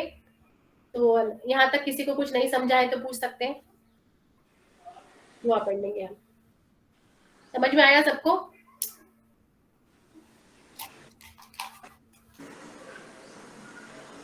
चलिए ठीक है, दुआ पढ़ लेंगे। वल अस्र इन्नल इंसान लफी खुस्र इल्ला लज़ीना आमनु व अमिलुस सालिहाति व तवासौ बिल हक़्क़ि व तवासौ बिस सब्र। सुब्हानल्लाहि व बिहम्दिही सुब्हानक अल्लाहुम्मा व बिहम्दिका व नशहदु अन ला इलाहा इल्ला अंता नस्तगफिरुका व नतूबु इलैक। سبحان ربک رب العزة عما یصفون وسلام علی المرسلین والحمد للہ رب العالمین. جزاک اللہ خیرا کثیرا. السلام علیکم ورحمۃ اللہ وبرکاتہ. چلیے انشاءاللہ اگلے سیٹرڈے کو بھی کلاس رہے گی. باقی کے سب لوگوں کو بھی یاد دلائیے, جوائن کریے سب لوگ. اور بیچ کے جو لیکچرز ہیں اس کے گروپ پہ ویڈیوز ڈال رہے ہیں, تو وہ ویڈیوز دیکھ لیجیے انشاءاللہ تعالی. چلیے اگلی کلاس میں ہمارا صلح حدیبیہ رہے گا, اس کا لیکچر پوسٹ کریں گے, سب لوگ سننے کی کوشش کیجیے. چلیے السلام علیکم ورحمۃ اللہ وبرکاتہ. وعلیکم السلام. جزاک اللہ خیر. جزاک اللہ. سمجھ میں آیا سب کو؟